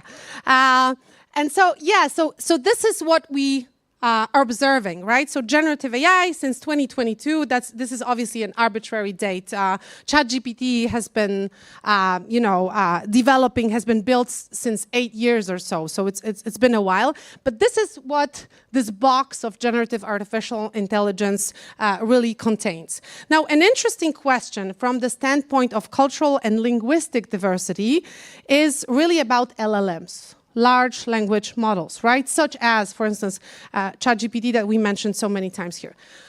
What kind of models do we have out there? Which languages, which data sets are serving to build these models. Majority of models today are obviously in English, right? Many of them are commercial. We do see some interesting approaches also in other languages, not so many of them. Mistral in France would be one example of a fairly big language model that can be considered a competitor to those huge language models. Then there is obviously an attempt also in German language, Aleph Alpha. In Poland, we actually have 3 very small models. Some of them are owned and built by the public administration, yet others are commercial efforts. They are by no means comparable with something like ChatGPT, but I think the effort itself is quite interesting. And also you see in the behavior of the model that the fact that it's been fed data in a completely different language, it's going to really impact, the results that you're going to get. And that I think is very, very interesting. So I would say that we have a certain degree of pluralism. Pluralism in terms of large language models.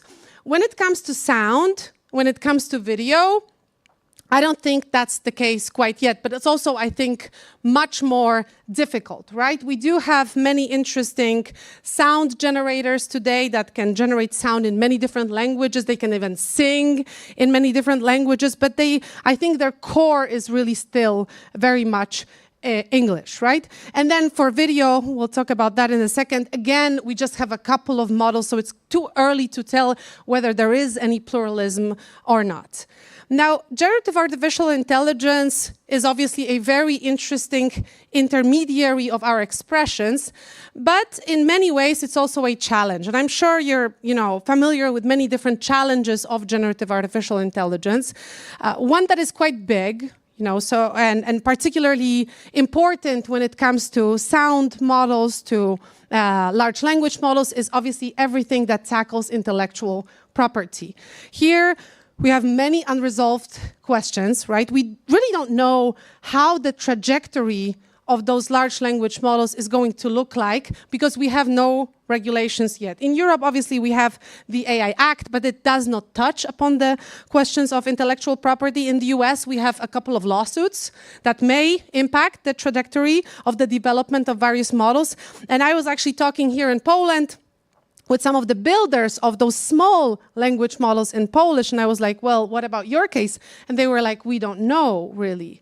If there is going to be a regulation, we might need to shut down, actually, the language model that we have built here, because currently we've been just retrieving the data that was available on the internet, right? So I think this is a very heated and a difficult debate. I don't think the solution is really to, get rid of generative artificial intelligence, but there has to be a deal that is going to be somehow fair also to those that produce knowledge, right? And I think that speaks to many people here in this room.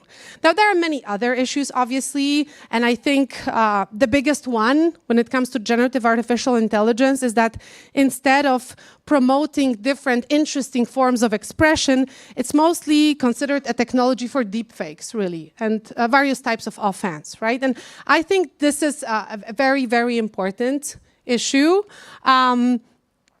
We can have a look at this.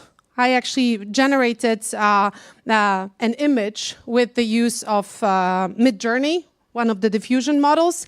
And then I used Luma, which is another model, to generate another couple of seconds of what happened after this moment where I captured this obviously fake image. And as you can see, the model already generated the story.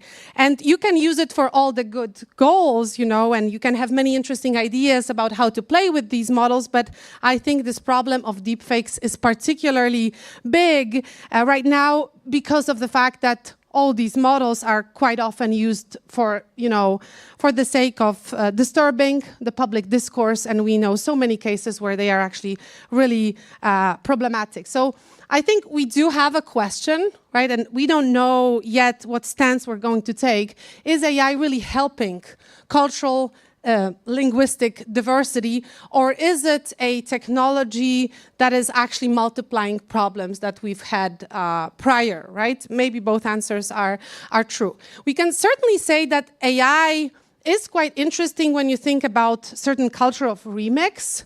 Here, this is a very known meme, right? So AI generated a bit more of that background story. Where was that little boy when all these things were happening, right? So I think it's a very interesting form of expression by itself, but we have to figure out some frameworks that are going to be useful in, using this technology really for all the beneficial goals that we may have in mind.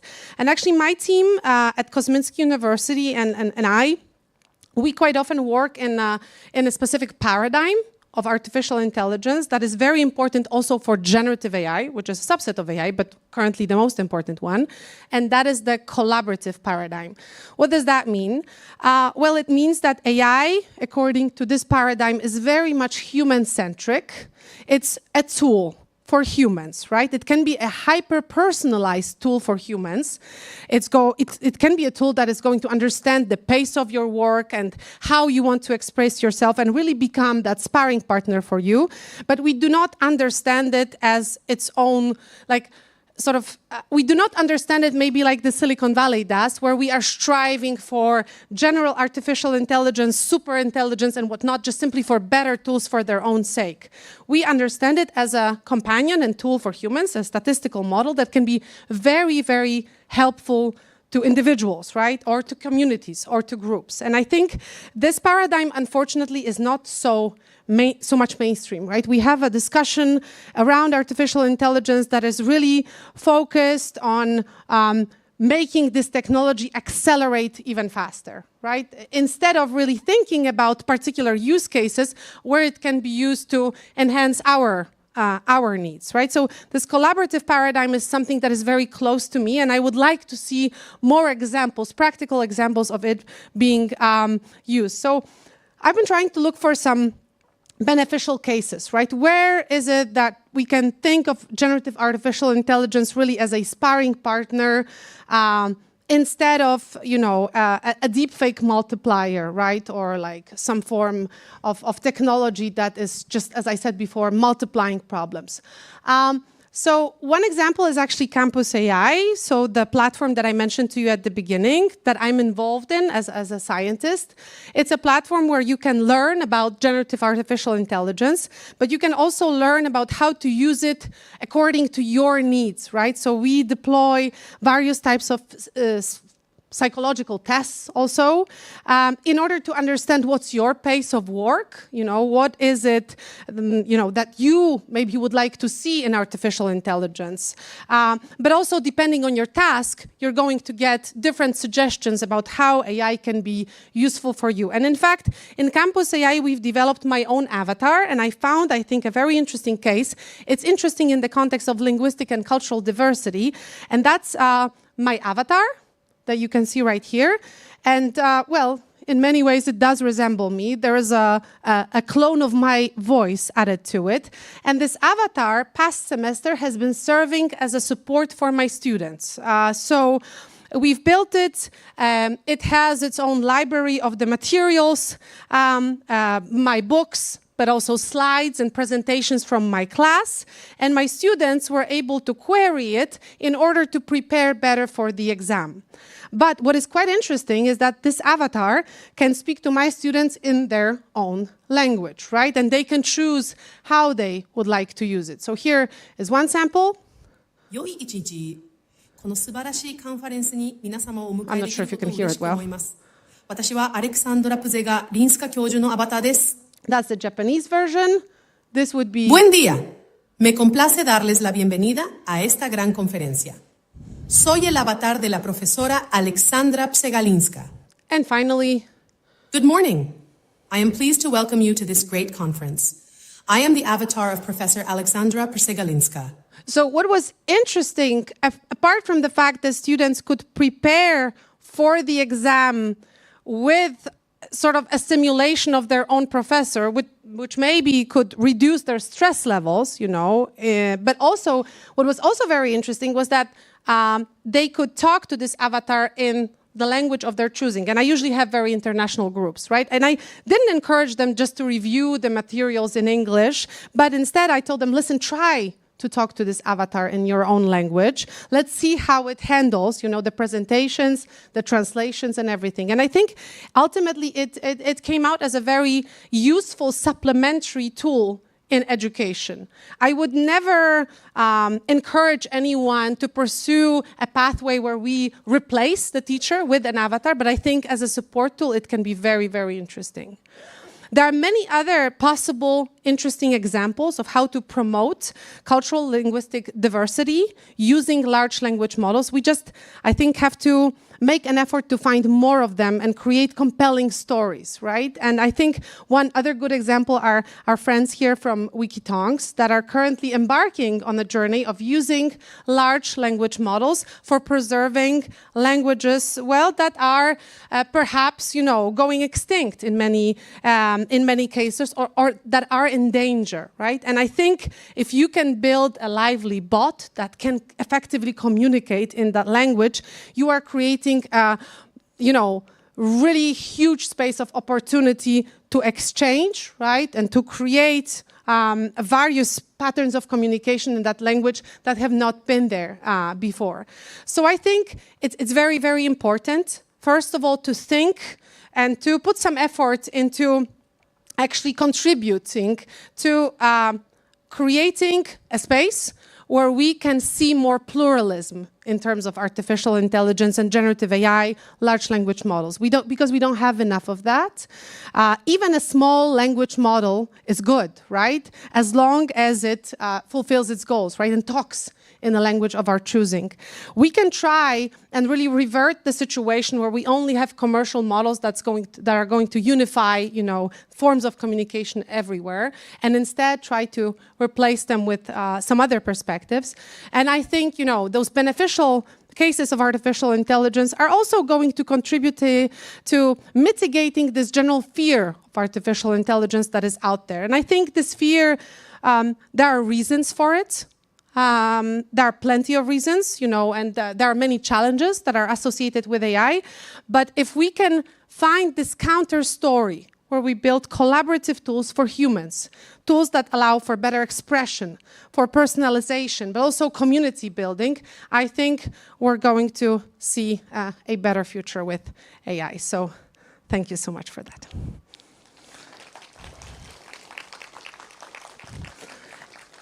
If you have any questions or comments, feel free to, we have the first one.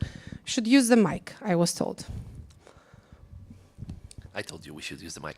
Okay, a little bit of background. You were the one, a little bit of background. I'm not an academic, so this came to me as a surprise when I was translating a book by Dr. Fei-Fei Li, who's in the field of computer vision, so to speak. But also working on bias in AI. But also working on bias. But from her earlier research, she was the creator of ImageNet, a library of well-documented, well-described images. And she used this library of images to start a competition on how, it's like you show an algorithm well-described pictures, and suddenly you show the algorithm a picture that it has never seen before. And in the second or third year of this competition, it came as a total surprise that an algorithm that put a milestone, took a quantum leap in recognizing the images, was a neural network, which was considered at that time, something from the Mesozoic era in terms of algorithms. So my question is, what do you honestly think will be the next milestone? Can the current algorithms, when fed sufficient data, still survive and still make progress? Or is there a need for new algorithms because the data is the limiting factor right now? Okay, well, that's a very loaded question. So it is true that data is a limiting factor in the sense that even with your best intentions, you can try and build, a language model in a given language, and still the data set in that language is going to be too small for the model to be functional, or that there is a lot of licensed, protected data that you won't be able to touch. And even if you have enough money and buy all that data, it can still not be enough, right? If you want to go further. But I think this vision that AI has to go further and further and become better and better is, well, to me, quite problematic, because I think it's exactly what I've been trying to express when I was referring to the Silicon Valley sort of mindset, right? Where you're saying AI has to pass the next thresholds. And recently we've been hearing from OpenAI how the first version of ChatGPT was an infant, then the next version was already a teenager, then a PhD candidate. The question is, who's next, right? Is it maybe a PhD professor and then some sort of genius, right? And but all of it is really sort of, it's by no means comparable. So AI's development is not comparable with human development. So these are all metaphors that are being used in order to show you that we can move even faster, and create tools that in fact are not going to embody our experiences, but are going to be perfect simulations, right, of something that is really not a lived experience. So I really don't buy into that vision. So I'm not thinking very often about what can be the next best tool, or which algorithms should we use, or maybe we should try and mingle and some mix AI with synthetic biology in order to create, robust algorithms for something new, and then try and reach for singularity. What I really mostly think about are, use cases that everybody can try and test for themselves. So I really think in this context of collaborative artificial intelligence, where we start with the use case, and a good example of how AI can be used, like I think Wikitongues constitutes a great example here, we have a real problem. Language extinction, language preservation. How about using the tools that we already have to do something about it? So I don't really, think so often in that context that we have to have something necessarily better. We already have quite good algorithms for many different things, and we have quite many, issues to think about. So for me, actually the best next step would be that we find more and more widespread beneficial usages of artificial intelligence. That's a very well-balanced answer, Professor. Thank you. Thank you. We have one more. But I guess you need a mic.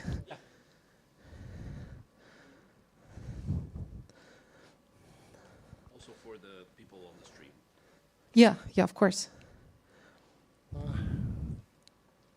Well, to introduce myself, I spent my professional life in computational linguistics. Awesome. I had purely statistical approach, so I lost my life.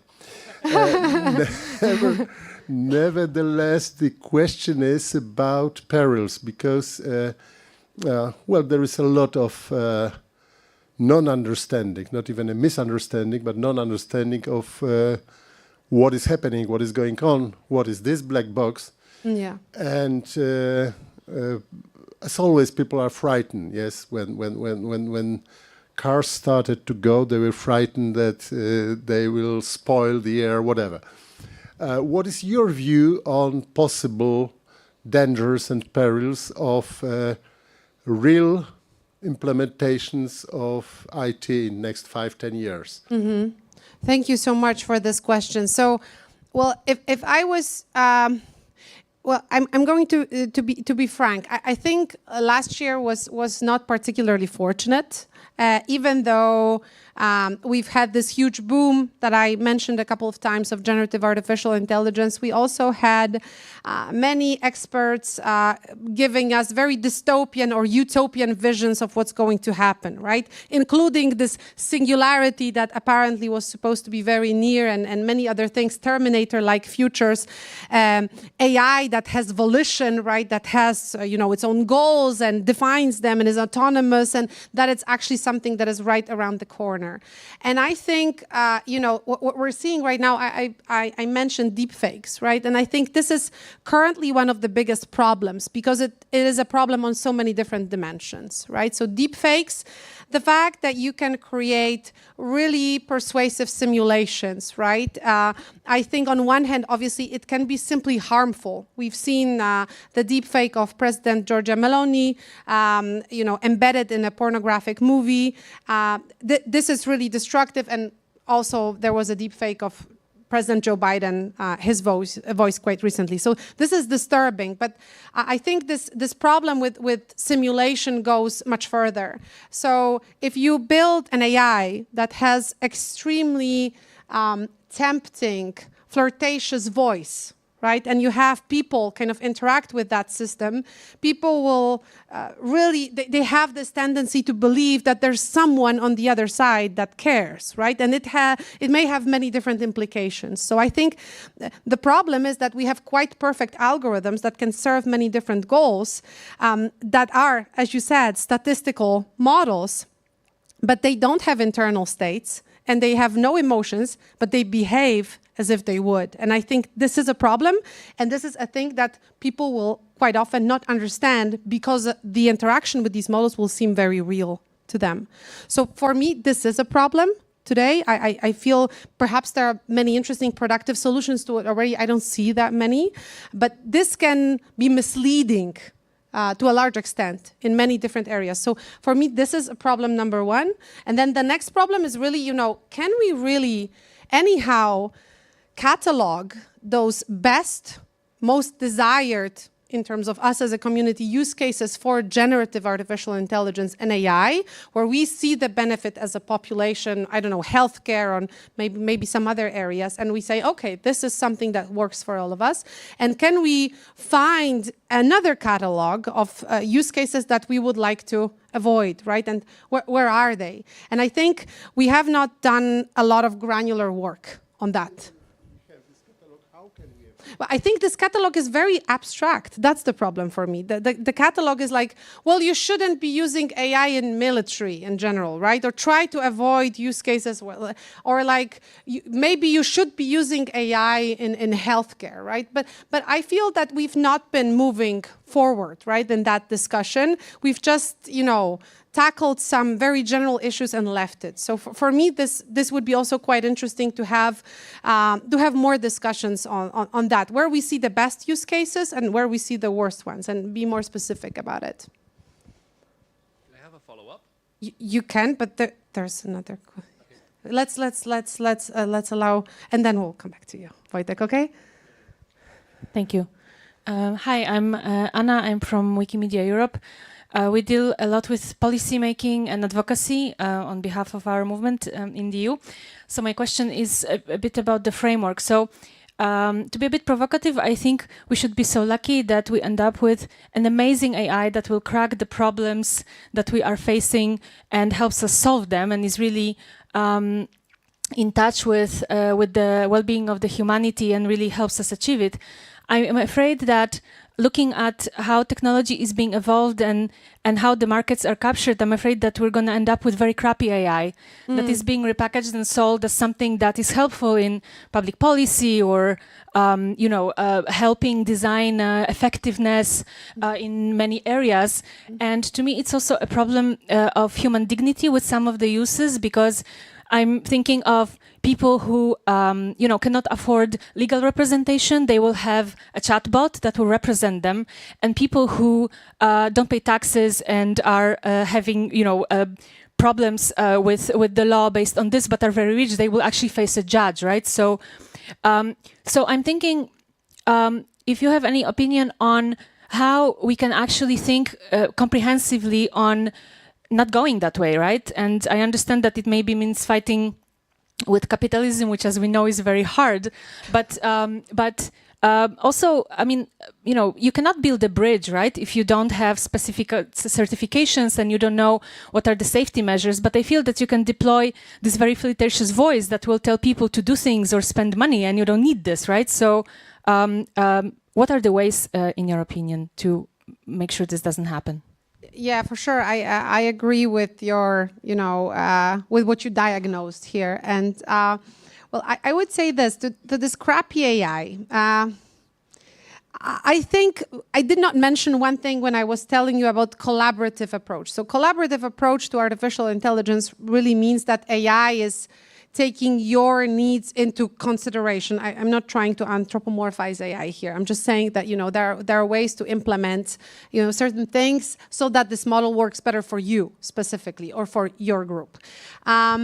But the other part of collaborative AI is the fact that it has to be a collaboration. So the human part is very, very important here, right? So I think this philosophy of collaborative AI means that it's always a tool for humans, but humans decide to use it, and only when it's a collaboration with humans, it's actually fruitful, right? And the work that we will see is going to be good. And I can give you an example because I recently wrote a book with my friend, Tamila Triantoro.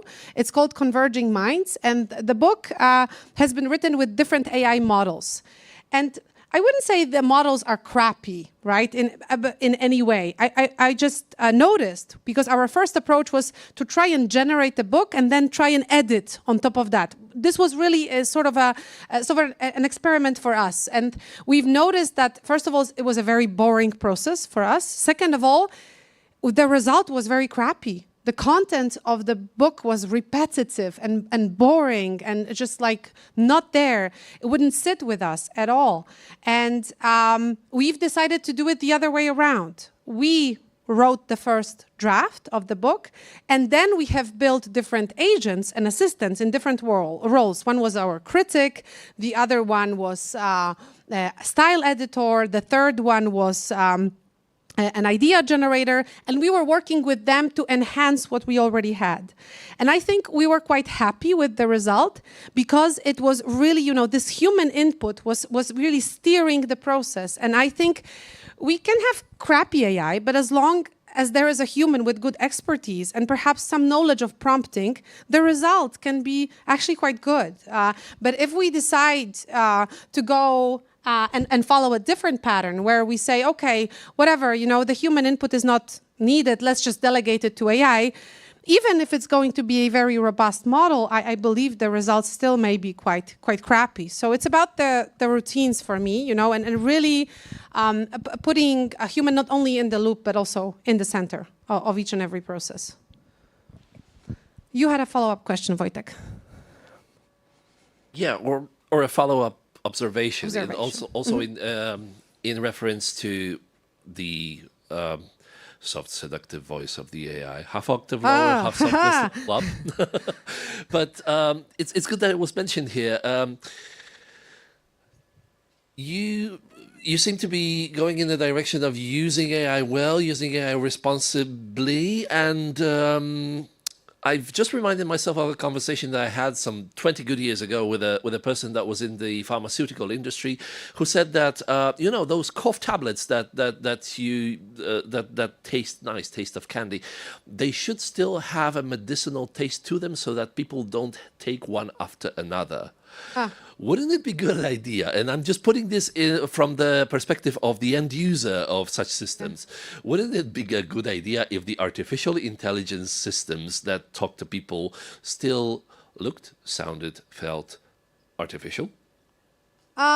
I think it's not to seduce. It very much depends on the type of model, and I think in the long run they always do, right? Even if it's this flirtatious voice, there will be something uncanny about it after 5 minutes of a conversation.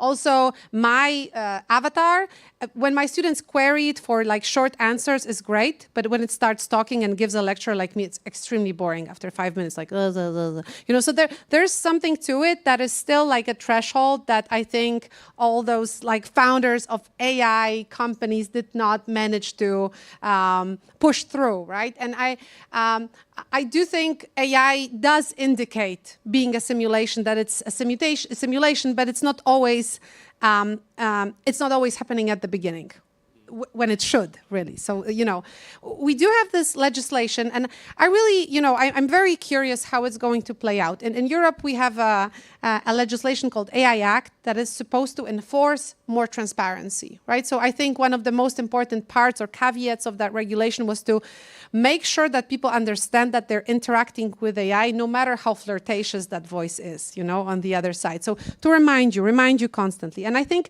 there are many other caveats of that regulation that I think are quite tricky. But with this one, I really agree, right? That you should have that reminder in your head, right? That this is this is not a person, and it's not going to be a person anytime soon, unless we start playing with synthetic biology. Who knows what happens then? But Today it's not, and I think you can actually build those reminders in many creative ways. I don't know which kinds of ways, right? My friend who is a rapper asked me recently, so okay, let's assume that I generate a rap song. Is the reminder that it's just generated happening in the middle of the song? Does the song stop and then it's like, I'm reminding you it's AI generated? Is that what happens, like, on the radio? Probably that's not the best way. Could be fun, perhaps, in some particular situations, but mostly not. So I don't think we're quite there yet, but I think there are plenty of interesting ways to do it. And I was thinking quite often about social media recently because there are many failures of social media. Now we have this next wave of AI revolution, and it would be great not to repeat those mistakes that we've had with the social media. And I was thinking that introducing the like button or dislike or whatever comment was so simple, but fact-checking was so difficult, right? I mean, creating a simple tool for fact-checking didn't happen for us on the social media. So I'm just wondering if this time around we could be more creative up front. If it's easy to build a like button, right, or to express your emotions in some form, right, on social media, maybe it's also quite easy when you spend a bit of time thinking about it to introduce fun and creative ways to remind you that you're interacting with artificial intelligence. I would be very curious to see them. Yeah. Oh, we have one more over there in the back. Hello.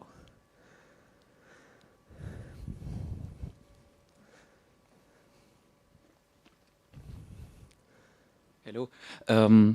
Wikipedia is all about free knowledge, and Wikimedia is all about openness and sharing and free licenses and everything. And these large language models of OpenAI and Microsoft and so on are all behind barriers created by the companies that, for example, block questions because the answers might be dangerous.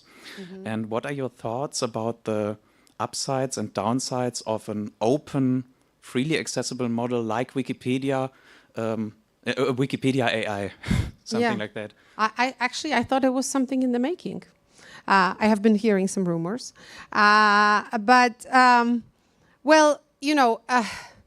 It is quite problematic. So we do see two avenues right now. Some models are really going into that commercial direction, but they're also black boxed, right? And ChatGPT, Anthropic, and Claude would be examples of that. On the other hand, you have Llama, which is an open source model. It's an interesting story, right? It leaked, and then they just said, okay, I mean, since it leaked, we can make it open source, whatever, right? And then you have yet other companies that are trying to build open source models. By the way, the Polish smaller models that I mentioned are also open source, right? So you have plenty of smaller models that are, in fact, quite open source. Now, but that's one thing to open source a model. The other is actually, the whole process of filtering, which happens when the model gives you an output, because the output of the model is not going to be only dependent on, the model in which the model works. I mean, or the modality, right? Open source or commercial, in which this model works, but also dependent on this big filtering process that happens. I think most of the companies today are afraid of lawsuit, right? And they want to establish many filters because we have seen what happens when you jailbreak a model. Sometimes what we see as its output is quite nasty, and awful. Grok would be a good example of a vulgar model, right? That is, the Twitter model, the one that has been built by Elon Musk, or not Elon Musk, but his team at Twitter. They have a model that is really resembling Twitter interactions, which are not pleasant, right? So the model itself is not pleasant either to interact with, and it's quite vulgar and awful, and really tells bad things about you when you talk to it. So that's, I think, it's an interesting experiment to actually start a conversation with Grok to remind yourselves why filters are there, because it's just like, do you want AI to emulate the best possible patterns of behavior, human behavior that we can afford, or do you want it to be like sort of a tool that really resembles the most awful forms of interaction that are out there online? And I, frankly speaking, I think that there should be some field of experimentation. I am not sure if that should be wide open, right? In the sense that when I think about kids, most kids, and I'm not talking high school students, but really primary school students know about ChatGPT, interact with Llama or Meta AI and others. Like, I have an 11-year-old daughter, and I wouldn't be so happy if she had conversation with Grok being super vulgar towards her. So I see limitations to that. I know that we do take something away when we are building all those filters, but I think for the general usage, and when you're not super advanced with these models, I feel like you shouldn't be exposed to such experiences. Yeah. Thank you very much. Freddie.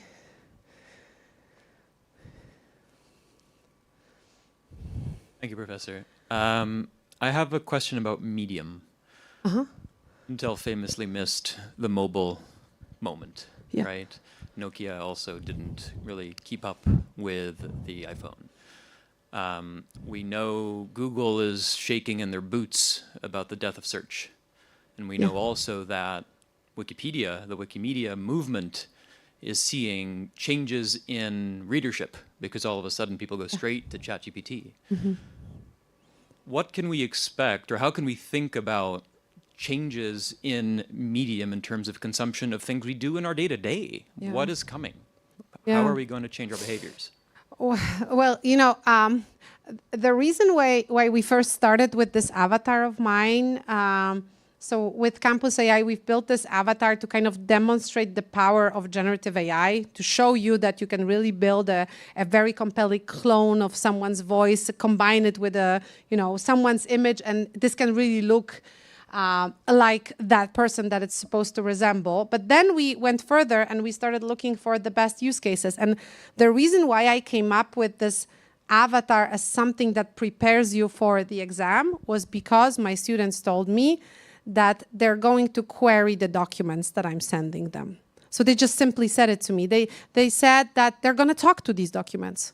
They're not going to read those documents. They will talk to them. This is their practice. This is how they operate. If they see something very valuable, they might actually spend time and read it.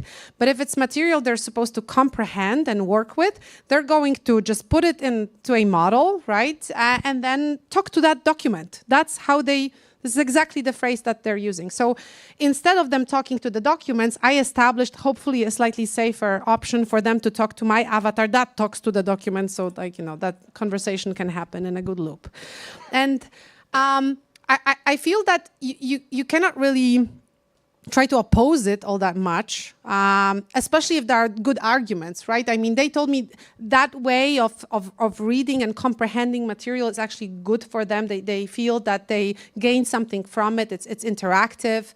And I did accept those arguments. I told them, listen, every now and then I'm going to tell you that you should read something, and then we can have a more serious conversation about why I think this particular thing is something that is worthwhile in terms of reading, but I'm not going to oppose that trend.